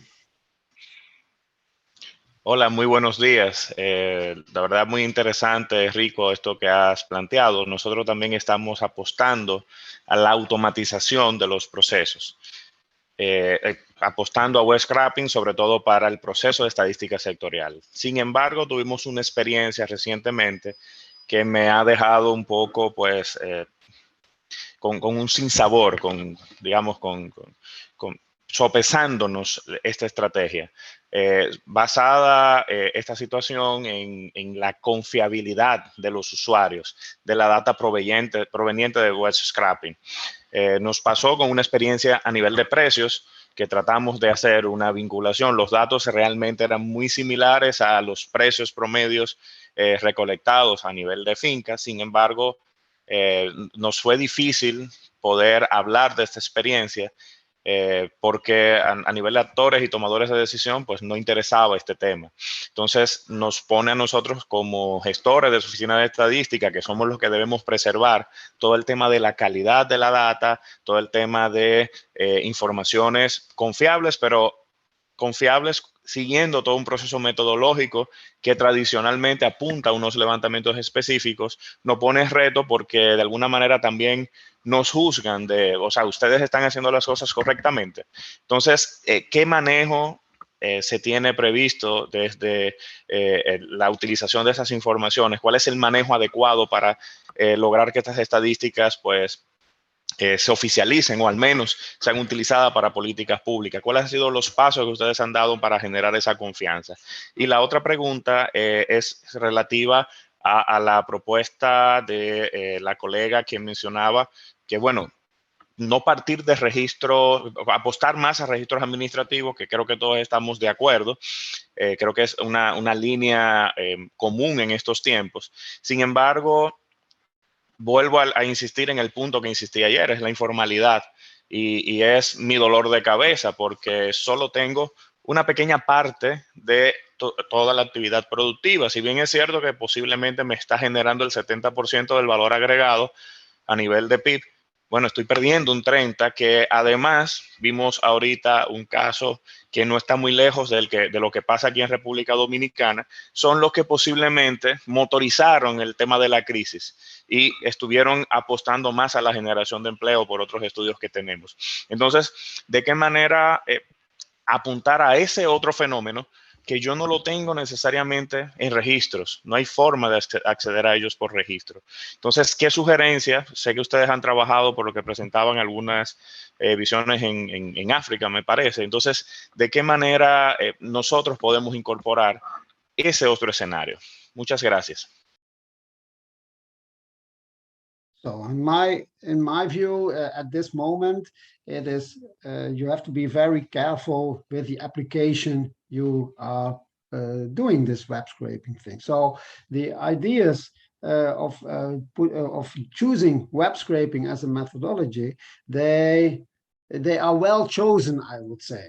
So there are now topics on the agenda like putting up an early warning system just to detect, checking if the NACE or the ISIC code is the correct one from information. So as a detection instrument, it could be very useful.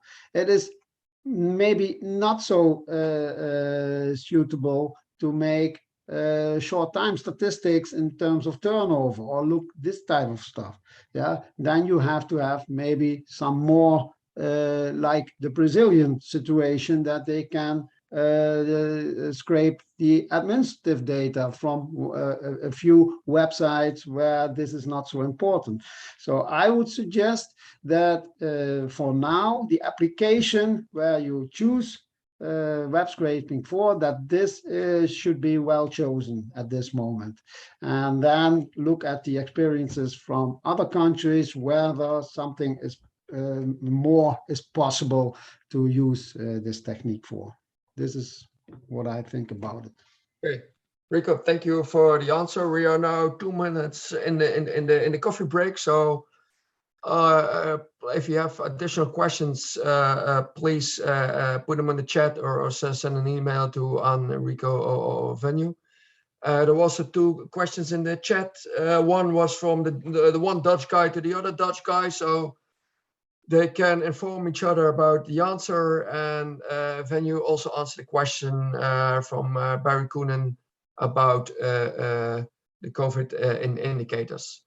Rico and Venue, thank you very much for your presentations, and all of you, thank you very much for the discussion and the questions. We are now going to have a short break because really time flies. I hope all 3 of you stay online for perhaps additional questions after the next 2 presentations. So organization, Gerardo, we now have a 15-minute break or a 12-minute break. That's all up to you. And after the break, we're having 2 interesting presentations, one from Mexico and one from Canada.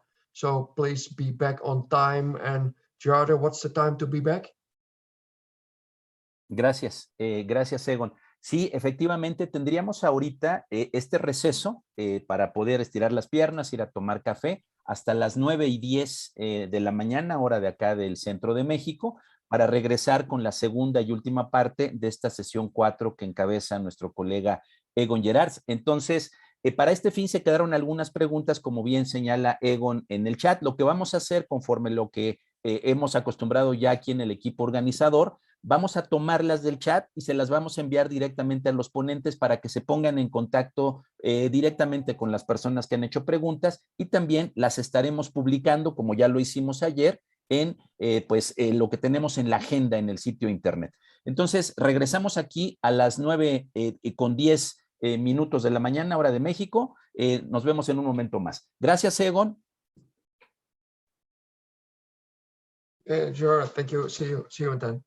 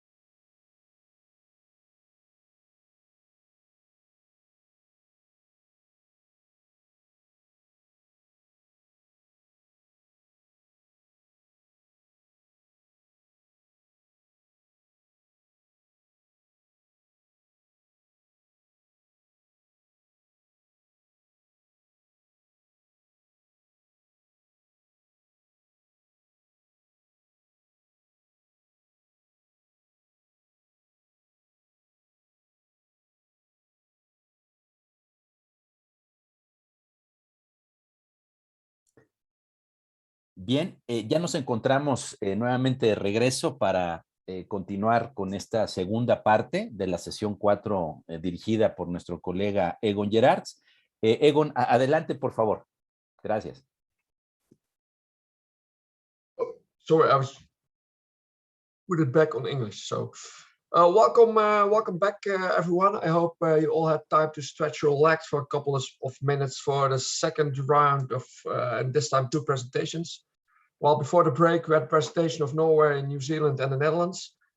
It's quite alphabetical, Norway, New Zealand, Netherlands. That's quite nice.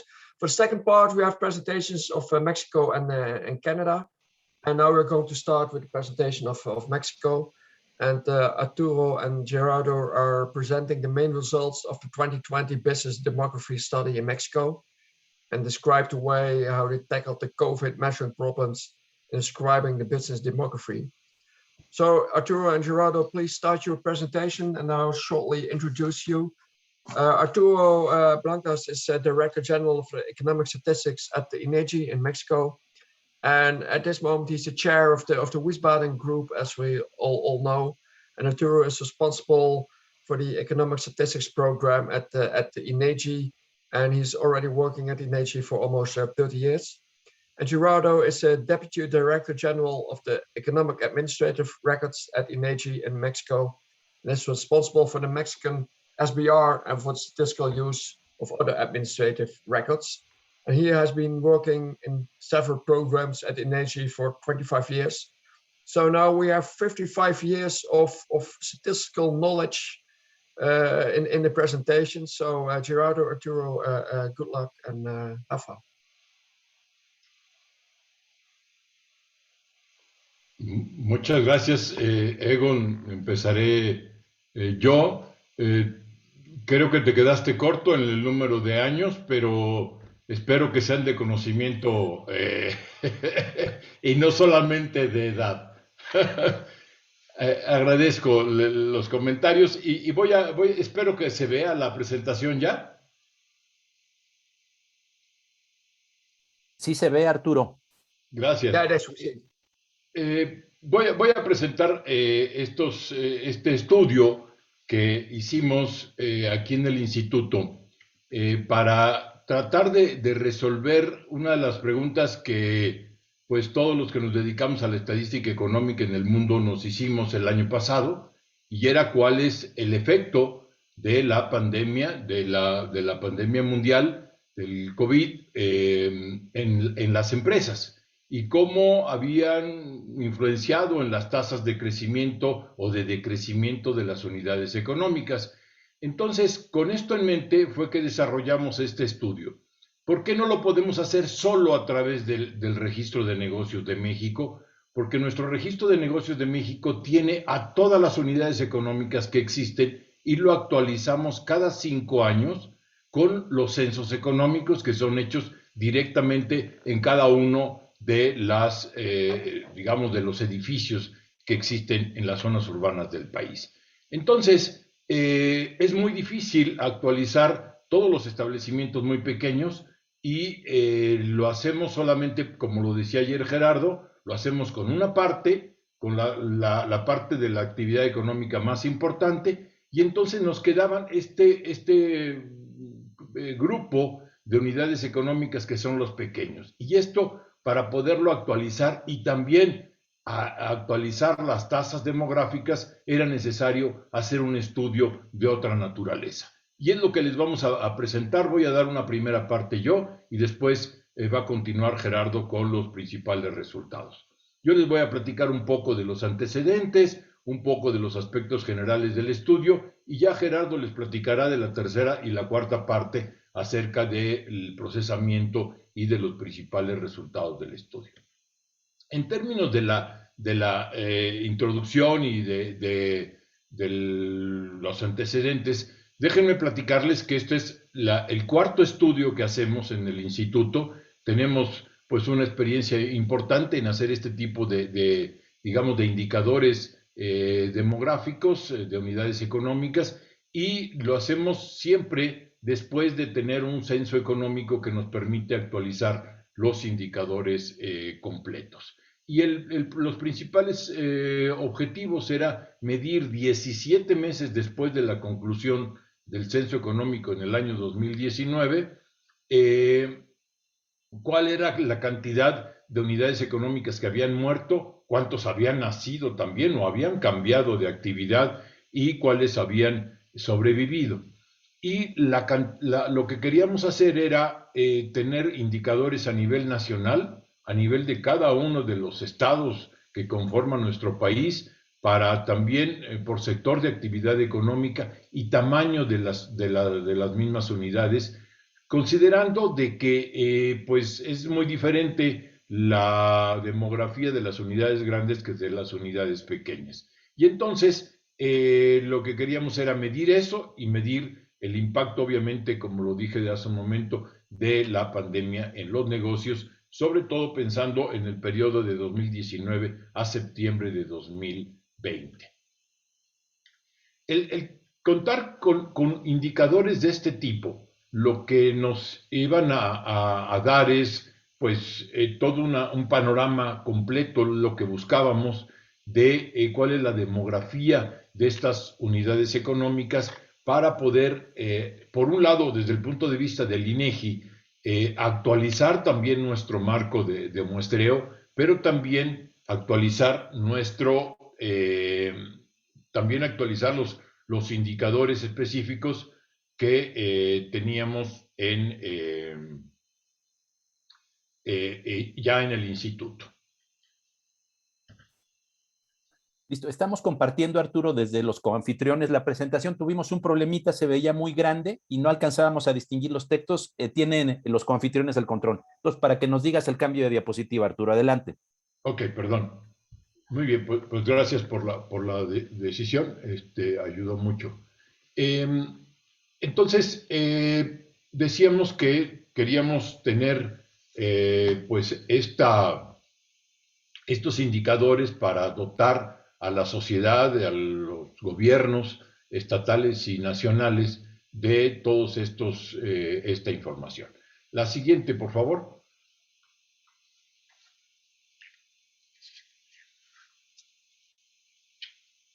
¿Cuáles son los aspectos generales del estudio? Como les decía, era muy importante ver la parte de los establecimientos pequeños. En la siguiente lámina, por favor, lo que buscábamos era tener una medición de cuál era estos indicadores demográficos y también actualizar el registro. Nuestro registro, como proviene de un trabajo directo en campo, tiene comunidad de observación en el establecimiento. Entonces, el tipo de estudio que hicimos fue a través de una selección de áreas. No era selección de unidades económicas, sino era a través de un marco lista, sino era más bien a través de un marco área. Entonces, bueno, pues esto lo que nos llevó es a tener una unidad de observación parecida al establecimiento, o sea, que fuera el establecimiento independientemente si era parte de una empresa que tuviera muchos establecimientos o era un solo establecimiento que fuera el único que conformara la empresa. Les decía yo hace unos momentos que la cobertura geográfica era nacional, pero tenía dominios de estudio cada uno de los estados y que conforman el país, y también a través de sectores económicos y establecimientos, tamaño de establecimientos. Es en el cuadro que pueden ver ustedes en la parte izquierda y abajo de la lámina, habla de cuáles fueron los tamaños que utilizamos para poder generar la información. También vale la pena comentar que quitamos los servicios públicos y los servicios financieros por diferentes razones. Adelante, la siguiente, por favor. Una de las cosas importantes era tener definido muy claramente cuáles eran los periodos de referencia. Y teníamos varios. El primero era hasta diciembre 31 del 2019 para poder medir cuál era digamos, la demografía o los indicadores demográficos en ese periodo que nos pudiera comparar con los años anteriores o con las veces anteriores que habíamos hecho los estudios. También era importante ver cuántos habían muerto antes de la pandemia, pero ya en el 2020, les informo o recordarán que no entró la pandemia igual en todo el mundo, y en México realmente fue hasta marzo donde hubo el cierre, fue hasta marzo. Entonces era importante medir de enero a marzo, después de abril a mayo y después hasta septiembre. Y los temas más importantes fueron los que aparecen del lado derecho, como la referencia geográfica, el año de inicio de operaciones o el momento de inicio de operaciones, la identificación de la clase de actividad, el número de trabajadores que se tenían, los principales salarios y sueldos, en fin, una serie de variables que nos pudiera decir qué es lo que las unidades que nacieron, qué tipo de unidades nacieron y de qué tamaño, y también las que habían muerto. En la siguiente lámina, por favor, es la última que yo les platico para ya pasarle el tema a la voz a Gerardo, pero les decía que nosotros tenemos dividido nuestro país de un marco geoestadístico nacional. Lo tenemos dividido en áreas específicas, alrededor de 20-25 manzanas, que las llamamos áreas geoestadísticas básicas, y lo que hicimos fue seleccionar áreas geoestadísticas básicas, y ahí, dado que teníamos los resultados del censo georreferenciados, entonces pudimos hacer esta cuantificación de los que estaban en el censo, cuáles seguían y cuáles ahora ya no están, o cuáles eran nuevos.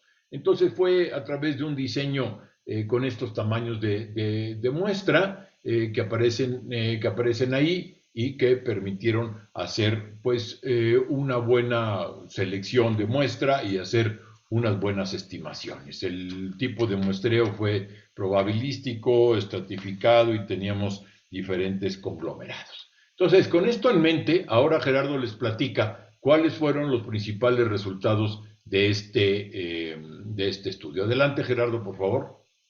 Gracias, Arturo, muy amable. Vamos a la siguiente diapositiva, por favor. De hecho, lo que tenemos aquí, bueno, es cómo está la distribución, en este caso de la muestra, ya con lo que había comentado Arturo. Vamos a la siguiente. Vamos, de hecho, a hablar de dos bloques. Uno, cómo estamos haciendo el procesamiento de esta información, y después los resultados, como ya lo comentaba Arturo. Adelante.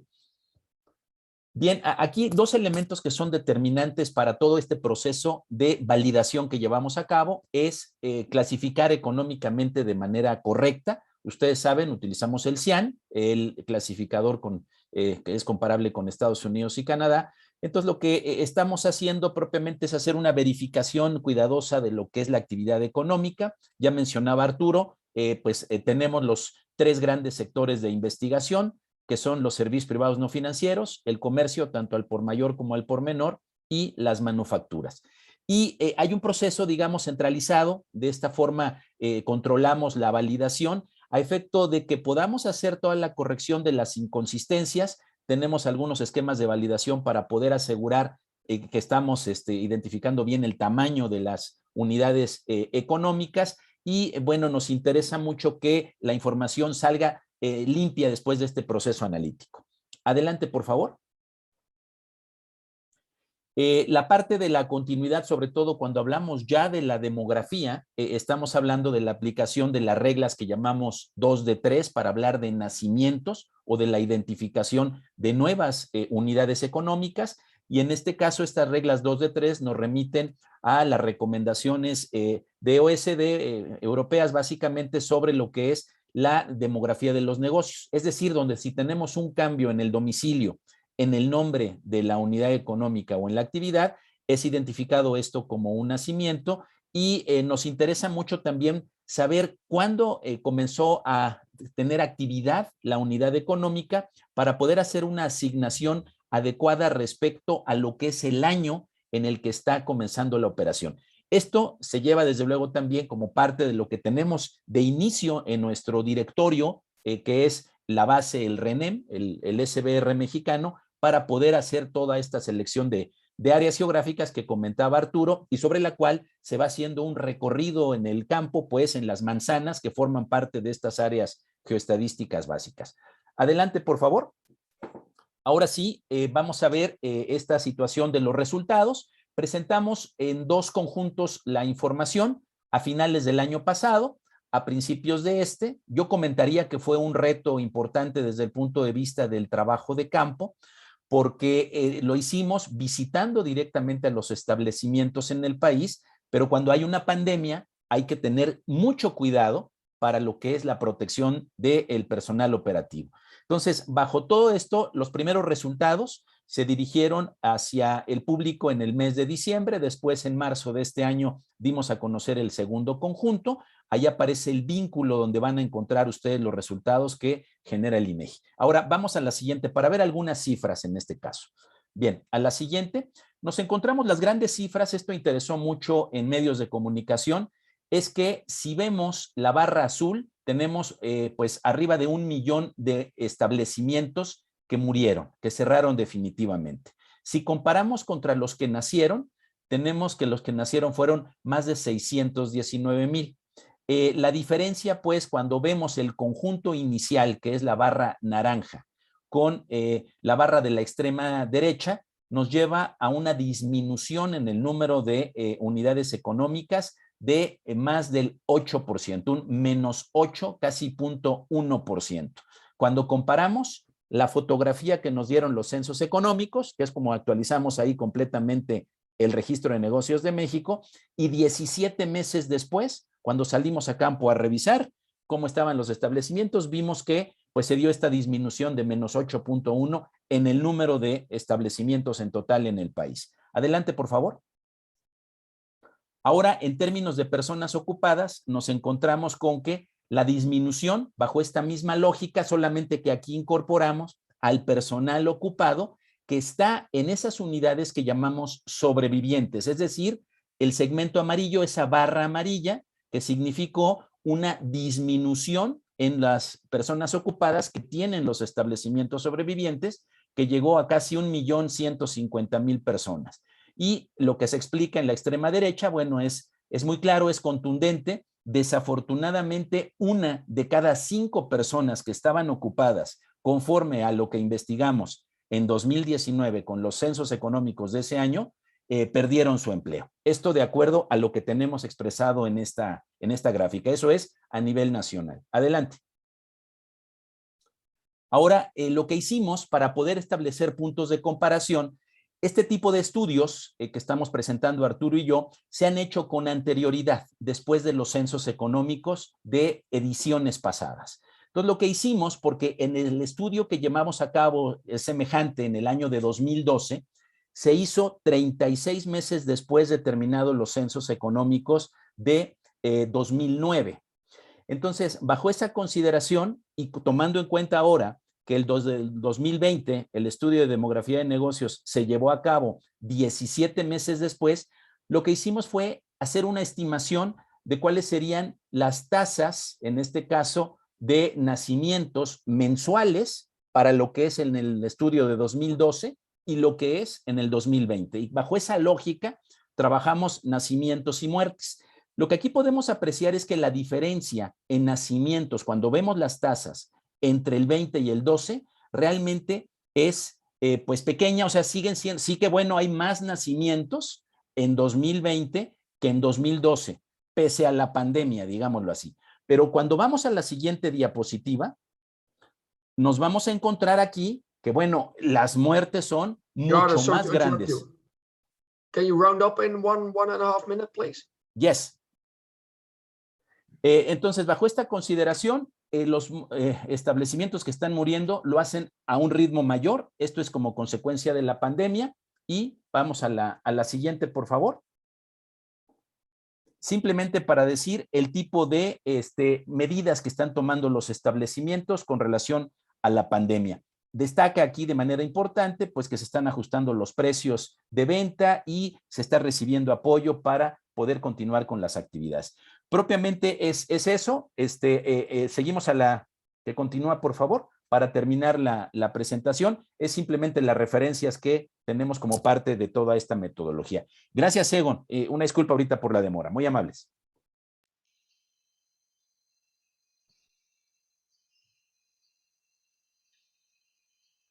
Gerardo, thank you very much for your presentation. It's quite funny because during the other presentations, Gerardo asked me to speed up other people to stay within the 15 minutes timeline. It's quite funny to do it the other way now. Thank you. And thank you very much for the educational insights you gave in the presentation and the paper you have written. While the questions and discussion will follow after the next and final presentation in this session. The last presentation is given by Canada with the title Using Open Data for Statistical Business Register, Results and Implication from a Recent Pilot Test. Well, it's already on the screen. And the presentation is given by Alex and Lauren. Alex and Lauren, I don't know who of you is going to start, but the floor is yours after a short introduction. Alex has 15 years of business register experience at Statistics Canada and is a unit head of the Register's data integration team in a section of statistical data profiling. He's also the project leader on the project for the business register modernization at Statistics Canada. And Lauren is a team member of the business register modernization project, and she is a subject matter analyst in the data integration team of the statistical data profiling. And she has more than 9 years of business register experience. So Alex, Lauren, please start. Thank you and good luck. Thank you. As mentioned, my name is Alex Coté. I'm from Statistics Canada, joined by my colleague Lauren Costin. And this is our presentation on using open data for the Statistical Business Register. More importantly, results and implications from a recent pilot test. So Statistics Canada maintains 2 base registers, the first of which is the Statistical Business Register, of course, which has a complete list of businesses and institutions in Canada with various information and variables attached to it, such as employment, revenue, and so on. The second base register is the Statistical Building Register, which will go into full production in 2022, replacing the current address register, which is mostly concentrated on residential information. The new building register will have a complete listing of residential as well as non-residential buildings in Canada, and will be able to centralize accurate geographical information. Between the two, we have the continuously improving register matching engine. So the goal for this tool is to allow for linkage between data files and both of these registers, as well as a linkage between them. So next slide. Statistics Canada has mostly separated into 2 types of business structures, so the complex and the non-complex. In its most basic form, the complex is a business structure where one legal entity has one location, whereas that's the non-complex, sorry. The complex has one legal entity to many locations. So most of our legal level data come from our tax sources, which means that for the non-complex, it is less resource intensive. It is maintained mostly through this new tax data, and it accounts for 99.7% of all of our active enterprises on the business register. But when it comes to the complex businesses where there are many locations attached to one legal entity, it is more resource intensive to have validated granular data, which means more profiling, more research, contacting respondents, more analysis. Although this only accounts for 0.3% of all active enterprises on the business register, it does account for over 1/3 of all the employment in Canada. So as part of our Statistical Business Register modernization project, we are targeting evolving data demands. So the need is to have granular and timely location data, especially on these complex businesses. In order to have new products that require detailed geographic information. So what are the methods we're going to use? but we'd like to have new data sources, open data, alternative data, an integration between both of our registers, the statistical business register and the statistical building register, leaner profiling processes, and of course, automate some updates from new and our existing data sources. So when we talk about open data, what do we mean? Well, it is structured data that is machine readable, freely shared, used, and built on without restrictions. And of course, it's data that can be openly shared without confidentiality or security concerns. In Canada, some examples in Canada are a list of hospitals in one of our provinces, Ontario, that is maintained by that particular provincial government, or a list of schools in another province, Saskatchewan, that is maintained by that provincial government. Which brings us to our case study. How should open data be used as a data source for the registers? Statistics Canada does maintain and release data from open sources through the linkable open data environment, known to us as the load. The load is currently not integrated with the statistical registers. Part of the load, we have a childcare program and educational facilities data. It is sourced from open data portals and web pages that are controlled by different governments, municipal and provincial. So these data sets were the subject of a winter 2021 pilot project to explore the incorporation of open data and statistical infrastructure. And now Lauren will explain a little bit more on the results of this pilot project. Perfect, thanks, Alex. So based on our assessment, it was decided to treat each data set differently. Ultimately, the two data sets were linked to different registers. For the childcare data, generally these are simple units where one legal unit operates one childcare program. Additionally, in the past, we've undertaken projects to clean up childcare units on the business register. So we knew our coverage going into this pilot project was relatively good. Overall, it was decided to link the childcare data to the business register. As for the educational facility data, the structure of these types of units is mostly complex, where one legal unit operates many operating locations. Of the structures, as well as other factors, the coverage of these units on the business register was incomplete. The building register actually classifies educational facilities as such in the building usage field. And based on the counts of these records with an educational building usage, coverage was better than the business register. So therefore, the data was linked to the building register. So in terms of methodology, the first step was record linkage. So just to reiterate, and you can see in these images on the slide here, we linked the childcare to the business register, and we linked the educational facilities to the building register. For the childcare data, the linkage results were categorized to better understand the quality of the linkage, as well as the quality of the data. And we're going to discuss this more in detail over the next slides. And we also took this a step further and drew samples from the linkage in order to assess the quality of the links and the data. So generally, our analysis focused on two main questions. What makes a high quality record linkage match? And is this high quality open data that can improve the granularity and timeliness of our registers? So let's look in more detail at the first component. What makes a high quality record linkage match? So the basis of our record linkage process begins with standardizing the name and address fields of the open data, as well as the name and address fields on our registers.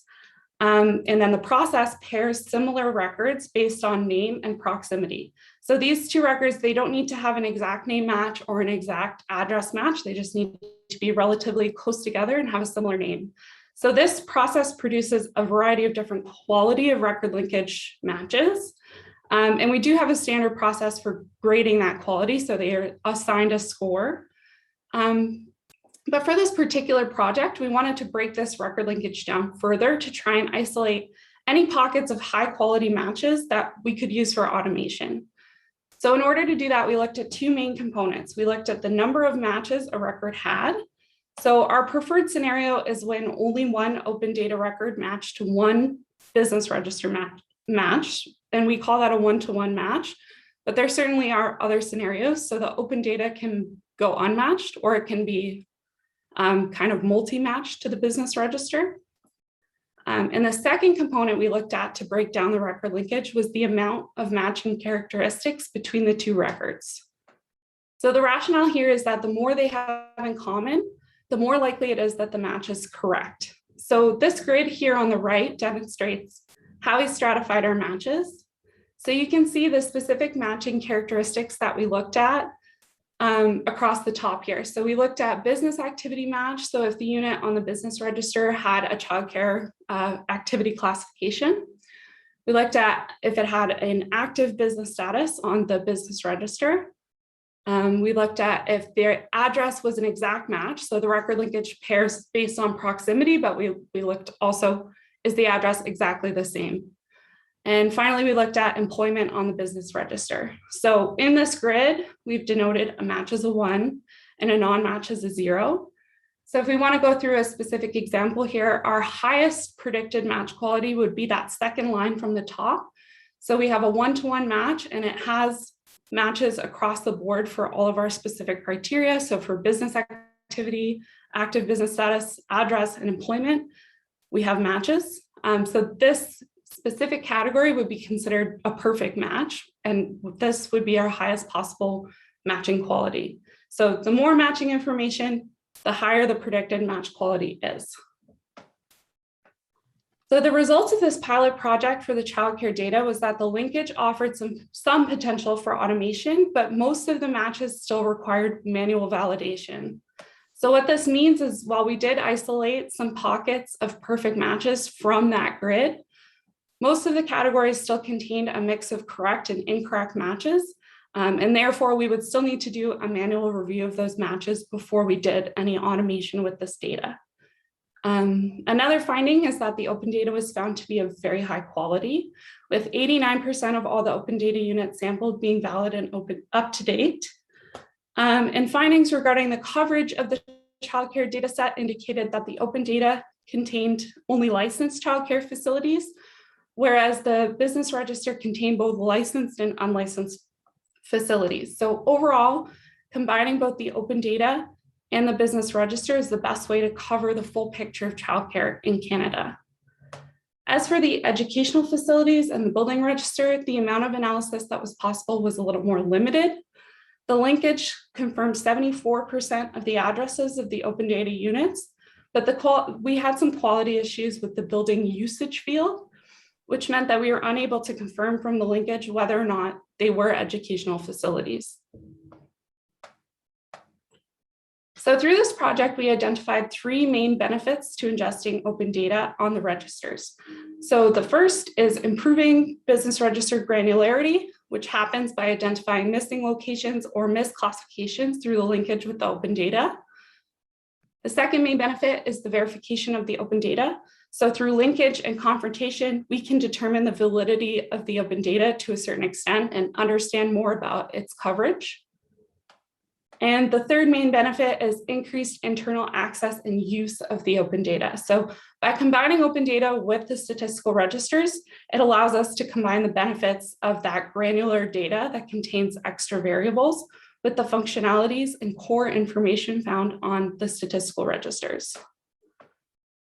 So of course, we also identified some challenges. So open data is not useful without strong record linkage methods and processes. And our requirements for data quality for ingestion on our registers and for automation is extremely high. So I just want to get into a specific example here of something that we ran into often when linking operating level information from the open data with our registers, which is based on legal information from tax data. So in situations, it does happen where we have no location information on the business register for an enterprise.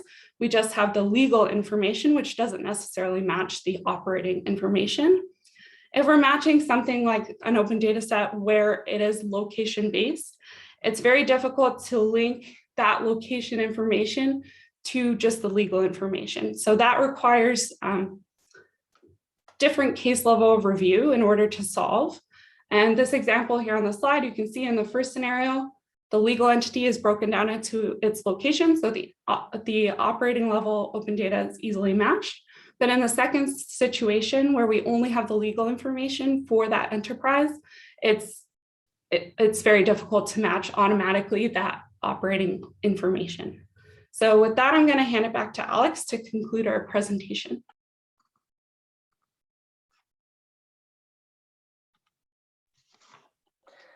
Thanks, Lauren.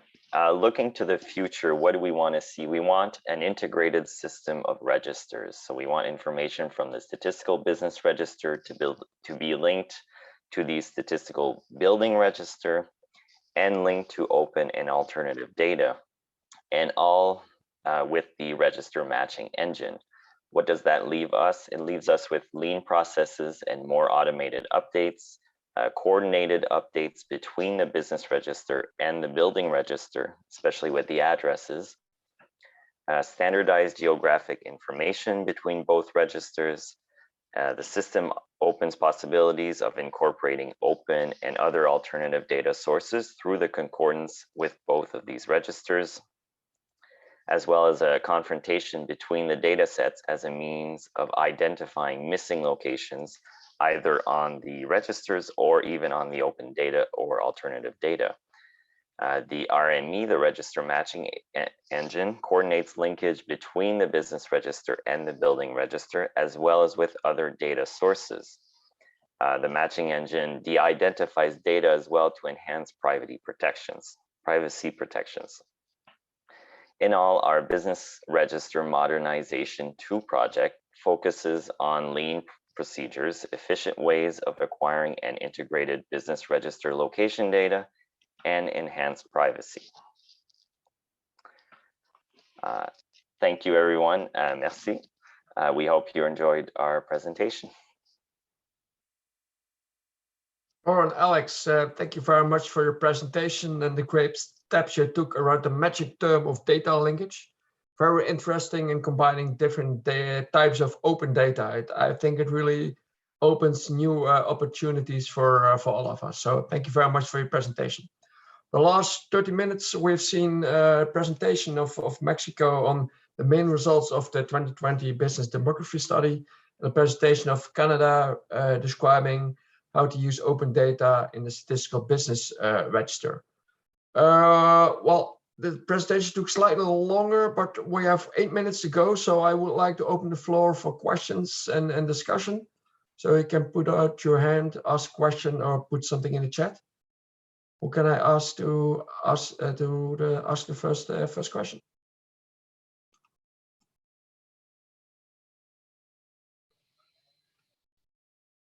Rico, you might, please. Yeah, I was wondering if you have any experience by using this this linkage in statistics. For example, we did that. We tried to use this information, the similar information with the business register and the building registration. We use this to measure the energy connections in the Netherlands, and it turns out that many establishments were not, or buildings were not registered with the right company at that point. So we have a lot of missing links in this respect. Are you planning also to do some checks with real life statistics?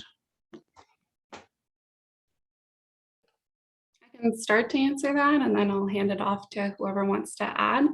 Right now, we have not used it to do any type of statistical analysis. We've mostly used it for profiling purposes, but we do see a future application, especially with the childcare data. There's a big research gap in Canada regarding which childcare facilities are licensed versus unlicensed by the provincial governments.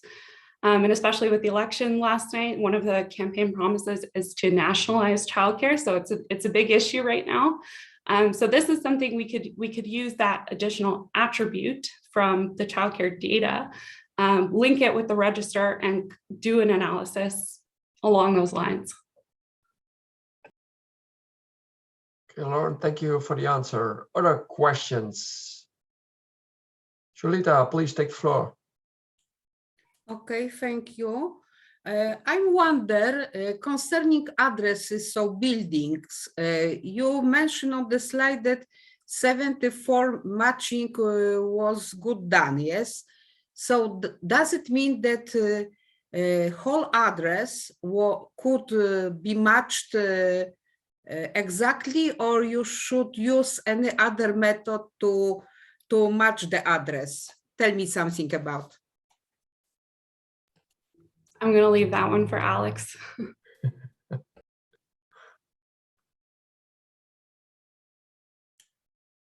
Alex? Hi, Yeah, sorry, I'm having trouble. So I think the question is because we said that 74% was a good match. The 74% was an exact match on the address, yes. So we didn't apply any other methods at that point. I know for the other linkage, we apply kind of not a GPS coordinate, but if you're close to the unit, then we consider it a match. But for that 74%, we only did exact addresses. Okay, thank you. Thank you for your answer. Are there other questions? Quick look at the chat. Then perhaps I have one question for Arturo and Gerardo, and I won't do it in Spanish, but just in English, sorry. But while reading your paper, I had the idea that the large companies weren't included in the study. Was there a specific reason for doing it the way you did and excluding the larger companies?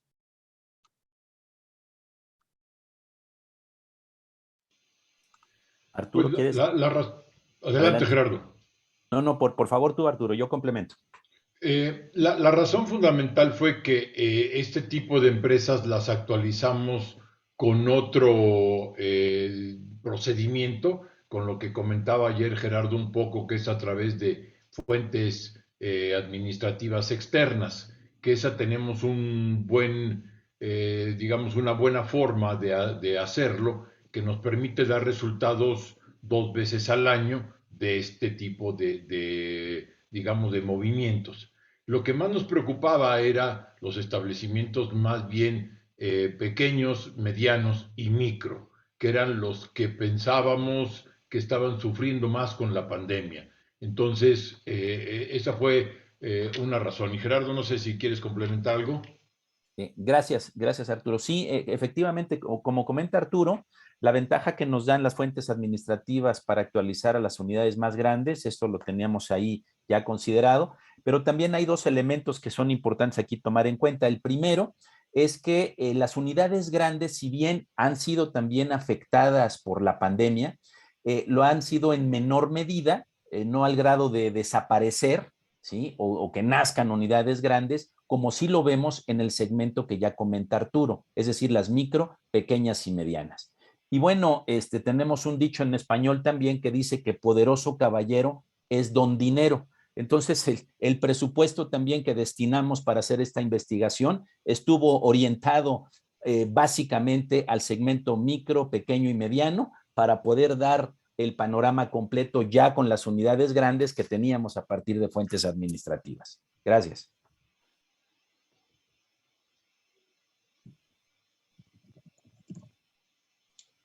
Great. Gerardo, thank you for your answers. It was very clear. Thank you. Are there other questions to Mexico or Canada? Otherwise, we're going to round up and give the floor to Andrew and Roland. No questions anymore? Then I would like to thank you, everyone, and especially the presenters for giving their presentation. So Anna, Venu, Lauren, Alex, Arturo, Gerardo, Enrico, thank you very much for giving the presentation.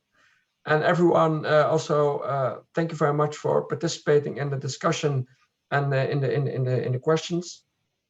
And I think it's very stimulating to see the innovative power that is present in the Wiesbaden group. I think we're very enthusiastic, told, and it was really stimulating to look at new opportunities for the business register. And I hope we can learn from each other and also give new ideas to each other. So it was a pleasure to chair this session. And you all made it very easy for me. It's 5, we're spot on time now. So Gerardo, I give it back to you, and everyone have a nice day, and have a very interesting continuation of the Wiesbaden group, and have fun with Andrew and Roland. Thank you very much.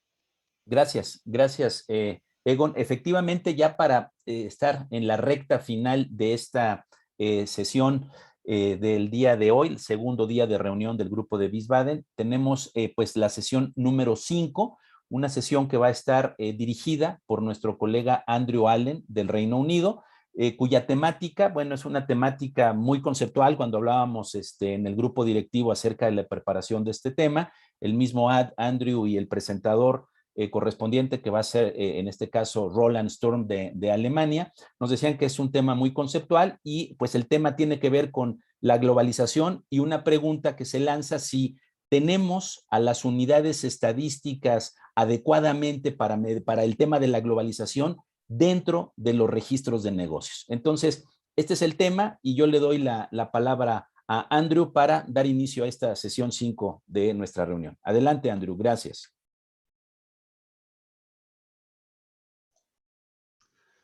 Thank you very much, Gerardo, and good afternoon, evening, and morning even to everybody around the world. And it's great to see you all, even on little screens like this, if we can't meet up in person. So as Egan said, it's great that the family's back together. So this afternoon, session 5 is called Globalization. Do the statistical business registers have the appropriate statistical units at hand? I was a bit surprised. It is a very conceptual subject, as Gerardo has just said, but I thought it was one which is of great importance going forward in the context of globalization. And as a result, I've been a little bit surprised that we didn't have hundreds of inputs and lots of papers on this subject. So we only have one paper today from Roland, and I'll say a bit more about that in a minute. But I think it's certainly a very important topic. Particularly, we hear that we're doing a lot of work. A lot of us are setting up large case units. We've had quite a discussion over the last 5 years or so around the concept of the enterprise and the fact that multinationals don't really respect borders, and they set themselves up for tax purposes in strange ways. And the whole remit, the whole issues around statistical units caused by globalization are quite substantial. So it's a very interesting subject. And as I said, I was surprised we didn't get more contributions. But nevertheless, what we have got today is Roland Sturm from Distatis in Germany, who is, I think, an expert in this subject. He has written several papers in the past on it. It is really a subject which he knows very well. He spent a couple of years on the Eurostat task force on statistical units, which had a really good debate about this subject, and didn't really get to a really good conclusion on that because it's such a hard subject. So having Roland here to give us more of a lecture, I think, on the subject, it's not just a German perspective, but it's more of a lecture on this whole subject, I think, be really, really interesting. So with that, I'm going to hand over to Roland.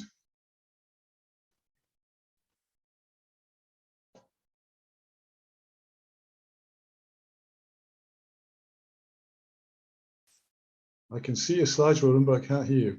Thank you. I just had difficulties to show my slides, and at the same time to switch on my microphone. So I switched on my microphones, and now I try again with the slides. So can you see the slides now? We can see the slides. It's the last slide we can see. We can see slide number 18. Oh, perfect. First one. We're now there at the beginning. That's good. Okay. Okay, thank you, Andrew, for the introduction. Well, as now two of you said, it's a conceptual issue, but I try, as it is the end of the day, not to be too theoretical and too dry. And well, I headlined my presentation, Units Unchanged or Units Unchained. So how to react to globalization from a statistical units perspective. Maybe I managed to make some reference to Corona as well. Basically, I want to deal with two questions and try, of course, to give two answers. The first question is, do units and concepts still matter? So should we, the Statistical Business Register, continue to provide the established set of units that we know? Some of them are old, but not old-fashioned perhaps, and some of them are modern, but not new. And should we continue to provide the sometimes hard to obtain links between the units? And second question, perhaps we should abolish all this and should catch what comes along and try to make the best and call it experimental statistics or something. Let me start with a practical real-life illustration. I guess that Germany might be known in the world for two products. One of them is beer. But of course, unquestioned that our hosts in Mexico provide the most appropriate drink in the pandemic. And the second product German may be known for is cars. Still the safest place, of course, during the pandemic, as long as you do not combine the use of the two products. So we could ask, what do we want to know about cars? How many cars are produced in Germany? Might be an interesting point. How many cars are produced by German car manufacturers is a quite different question. And how many people in Germany are occupied by the production of cars, maybe a third question. Or how many people are involved in the production of cars? How many people make their living because we drive a lot of cars? Or we perhaps might even dare to ask, how much power influence has the car industry on politics?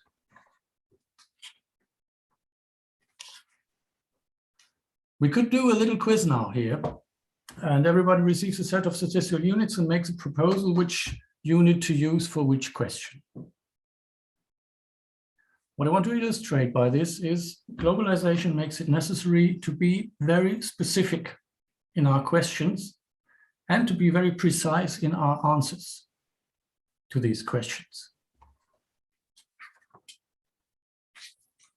The Business Register helps statisticians, and I mean domain statisticians, these are the ones to answer all these questions, by providing not only the units, but also by providing the relations between the units, and by providing some features both on units and on the relations. This is a very old slide, and I already used it at the 20th meeting of the Wiesbaden group, which was in 2007. And even then I had stolen it from colleagues who had worked on the topic even for longer times. So we have in the real world a fancy collection of terms on units. And as statisticians, we still struggle to arrange and define these terms and do the statistical adequation. So to answer the question, which unit to be used, in which function, for which purpose.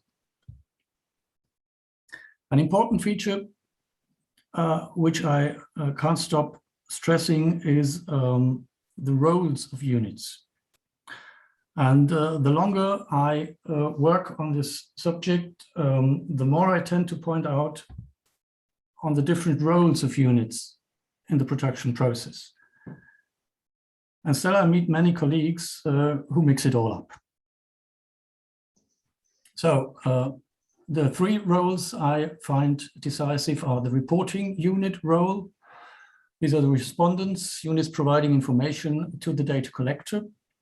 the observation unit, which is the unit about which the information is provided. And third, the statistical unit, the unit to which our statistical output refers to. As you all know, in the good old days, legal units and local units mainly were the ones who were used because in them all three roles coincided. You could a legal unit or a local unit for all three roles simultaneously. These times are gone. And we have to differentiate and we have to be more specific. So as statisticians, as domain statisticians, we start from the bottom of the last slide. First question we have to answer is, what do we want to describe, and choose the appropriate statistical unit. Then we are looking for data. So for which units is data available, and we choose our observation unit. Having done that, then we should decide which unit can be approached to deliver the desired data, and choose the reporting unit. So this is an old slide as well. It shows a simplified version of the unit model of the German Business Register. And as you can see from the first glance, it's complex. It shows units. It shows the units you all know: enterprise, group, enterprises, legal units, local units, and some more. And it shows relations. And I guess this is a thing we have achieved in the last decades, not only to have lists of units, but also to have the relations in our business registers. The thing is, we have the units, we have the relations in the BR, but not all the information, of course. And we would be mad trying to do so. So this symbolizes one unit. And if you have a look at the center of this beam, you have the core of the business register. And the only parts that should be in the business register are these 1, 2, 3, meaning the units themselves, some links to the administrative data world, and some links to the survey data world. And the other aspects are in reality much longer. And these represent the data outside the business register. So my last old slide, I guess, from 2007. If you have these arrows, which represent, again, some units, you see what I mean. You have this blue part and the dark part, which represent the business register, and you have the units in it, and you have the links, as you see in the business register, in the core between the units, and then you have all the data outside. And the large cases unit, for example, they do nothing else but use now the business register to combine all these data they can find on units and combine them and check them and find out whether they fit. So here's the promised two answers to the two questions I posed. So do units and concepts still matter? My answer is yes, they do. And we have invested a lot, not only to have the units and to have a wider set of units than we had 10 or 20 years ago, but also to put much effort on putting into the business register the relation between units and the appropriate features which are essential to use them then to connect these units with a bulge of data which we do not have and should not have in the business register. What we need more than ever is the harmonization of concepts and the adaptation of best practices. This is the reason why we're here and why we're exchanging about best practices. The more we deal with globalization, the worse it is if we're all doing it at home, not knowing from each other, and then trying to put all this data together and talk about globalization. That would not work. So the answer to the second question, should we catch what comes along? No, we shouldn't. On the contrary, the more complex reality becomes, the more we must rely on clear concepts, on clear terminology,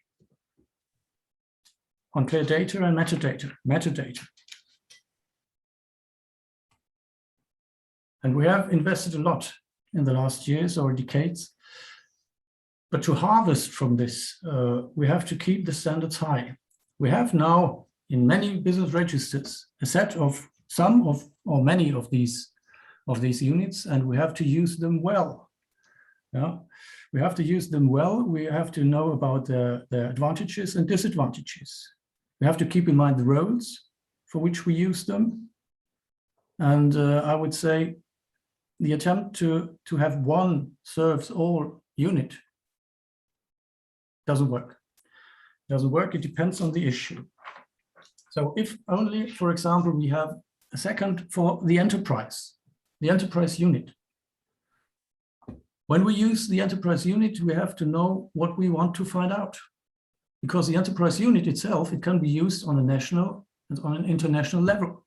And depending on the way we do, we can in the end produce statistics, figures on a national level or on international level.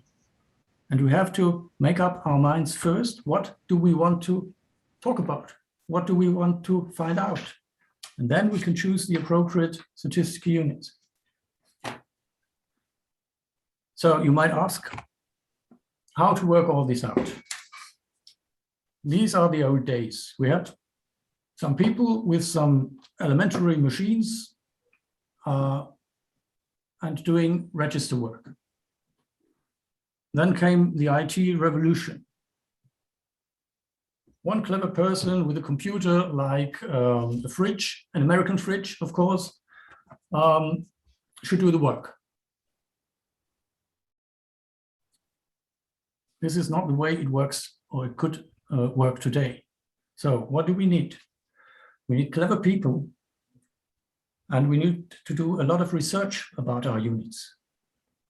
And we have to discuss the adequation question, how to bring conception and reality together.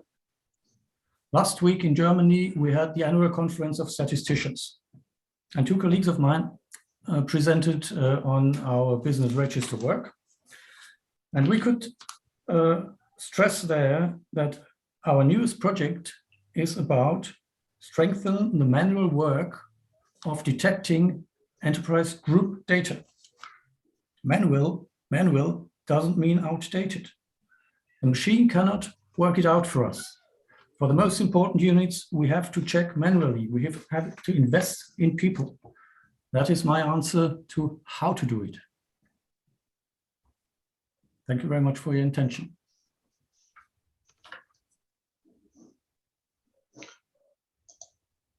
Thank you very much, Roland. I will open the floor to questions, please.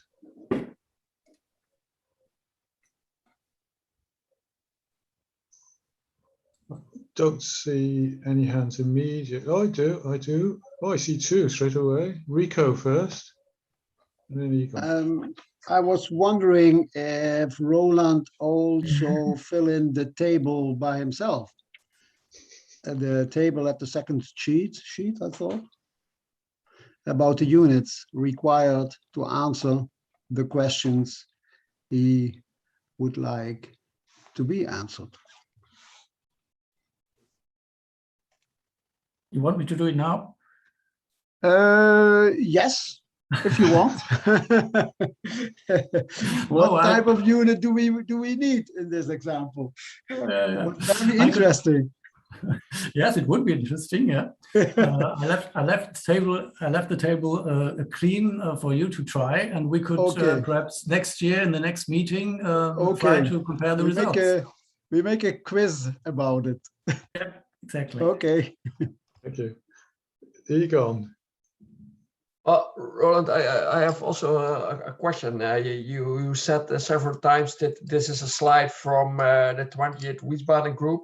So if I calculate correctly, that it's around 14 or 15 years ago. So the question is what has changed nowadays that we can solve this problem? What's different than 40 years ago, 15 years ago? Why haven't it been solved yet? And why are we going to solve it now? Yeah, because 15 years ago, at least for Germany, it was a plan, it was an idea, it was a dream for some, a nightmare for others, but we managed to do it. We are now ready to use all these units and the relations between them. And that is a great achievement of the last decade. Okay, thank you. Thank you. Valentine's next. Valentin.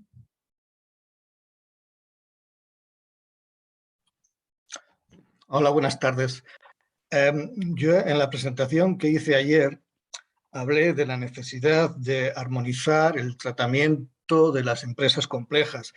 También hablé de que habría que mejorar algunos manuales que se han editado sobre registros de empresas y de estadísticas de demografía de empresas. Quería preguntarle a Roland si no habría que crear algún foro de discusión internacional para armonizar y estandarizar el uso de las diversas unidades estadísticas y reescribir algunos manuales. Muchas gracias.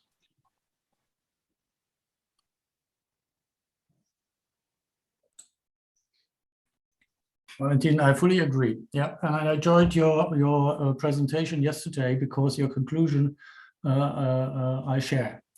Yeah, with what I called modern or new units, although they are not new, there are still a lot of methodological questions. So, what is when does an enterprise group stop to be the same enterprise group or an enterprise? Yeah. So for demographic events, as you pointed out yesterday, we do not have good solutions now, and the manuals are not very obvious about it. So I agree with you. Yes, we should have, and we should, and we need in the business register, we need answers how to, in a good quality, have a good picture about the demography, the identity of these complex and most relevant units for globalization. Thank you. I don't see any other questions at the moment, but I wanted to ask something, which, Roland, you didn't really address. You talked about harmonization, but I noticed that we, of course, in Europe, everything we do in Europe is built around the enterprise. In North America and other parts of the world, things are built around the establishment. So does that give a source of well, that doesn't help with continuity when we're trying to, for example, compare business demography in Europe with, say, America. So what do you think of that? I think we should there start with the units again, with the definitions, and compare whether the establishment is something different from the enterprise, the local unit, the legal unit, or if we have a different understanding and put the same name on different things. And then we could start on having a harmonized methodology how to deal with these units. But in the first place, I think this is the old slide with the terms. Yeah, we have terms, and in the first place we have to know, do we speak the same language? And you mentioned the establishment. I think about the establishment in our heads there are different stories. Yeah, and this is the first step which we have to do to make clear and to talk to each other and explain to each other what do we mean by our terms. And do we have different concepts behind them or only different terms? Okay. Arturo.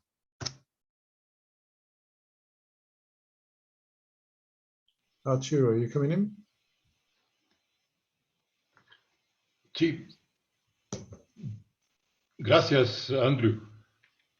Yo creo que es muy importante lo que está comentando, lo que decía tanto Valentín como Roland de de tratar de que las discusiones del grupo Wiesbaden lleguen pues tenemos el comité de expertos relativamente cercano sobre estadísticas de negocios, y también tenemos que tomar en cuenta que es un buen momento para poder a lo mejor desarrollar más las ideas para poderlo incorporar en las nuevas discusiones que se están haciendo, porque por un lado se están haciendo discusiones sobre la clasificación, la revisión de la clasificación industrial mundial, y también se está haciendo la revisión, o se están empezando los trabajos de la revisión de los sistemas de cuentas nacionales. Entonces creo que es muy importante que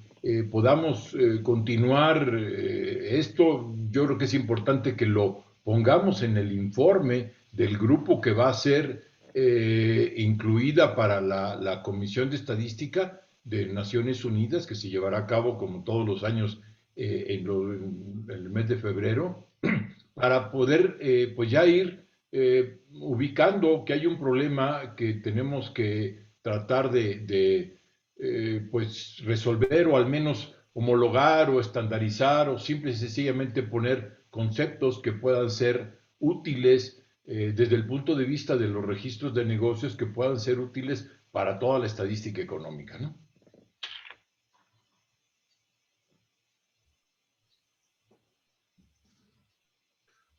Thank you, Arturo. Ilaria wants to come in next.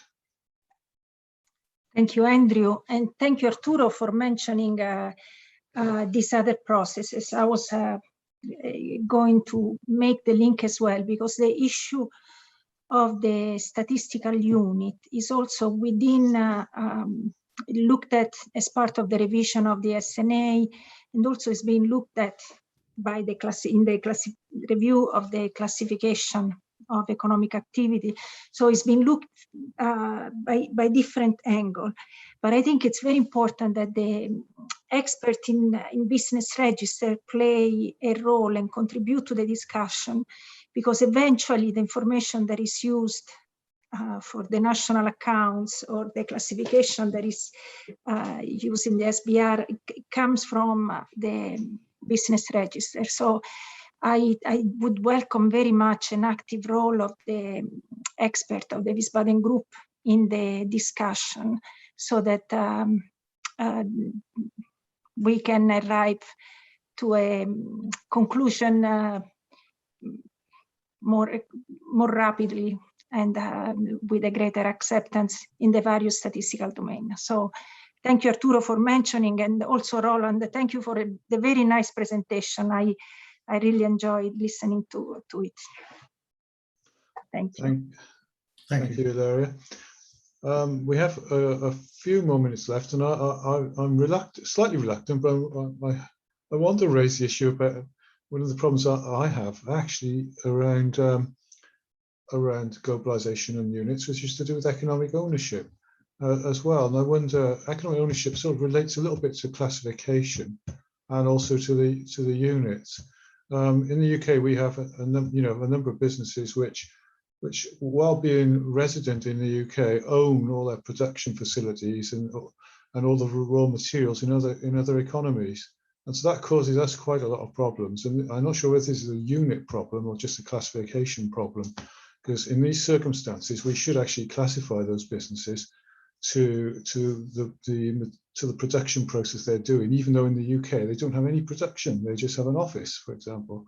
So I think this is an example of where we have a problem with where classification and the unit itself sort of crosses over, and this may be one of the issues that we're talking about in terms of things like the SNA. So I don't know if you've got any thoughts on that, Roland. And your car industry example made me think of this, because of the way you described the car industry and the way it works in Germany. Yeah, I agree, Andrew. Here crosses the question of the unit and the question of classification or properties of the unit. So I know there are thoughts to solve this economic ownership problem on the unit level.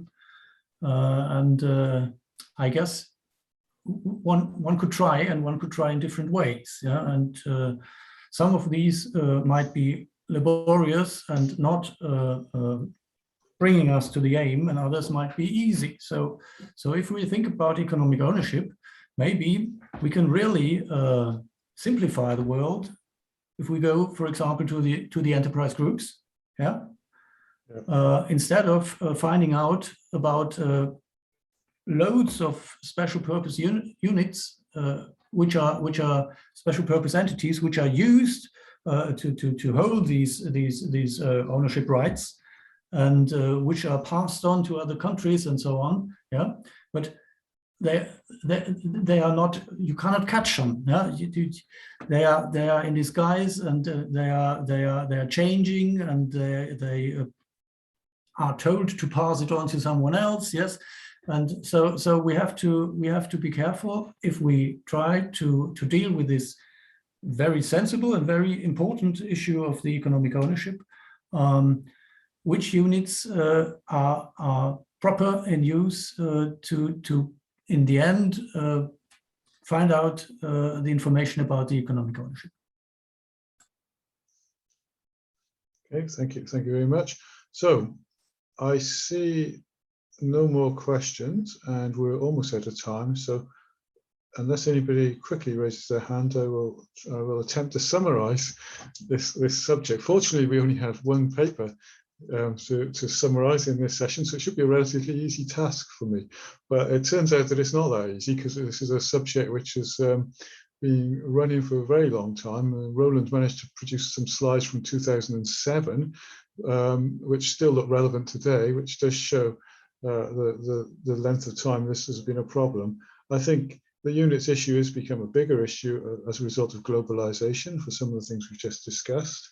And I think going forward, it does seem that the UN Committee of Experts could play a role in how to take things forward. I mean, it's certainly a non-trivial task to get to the bottom of what needs to be achieved with units.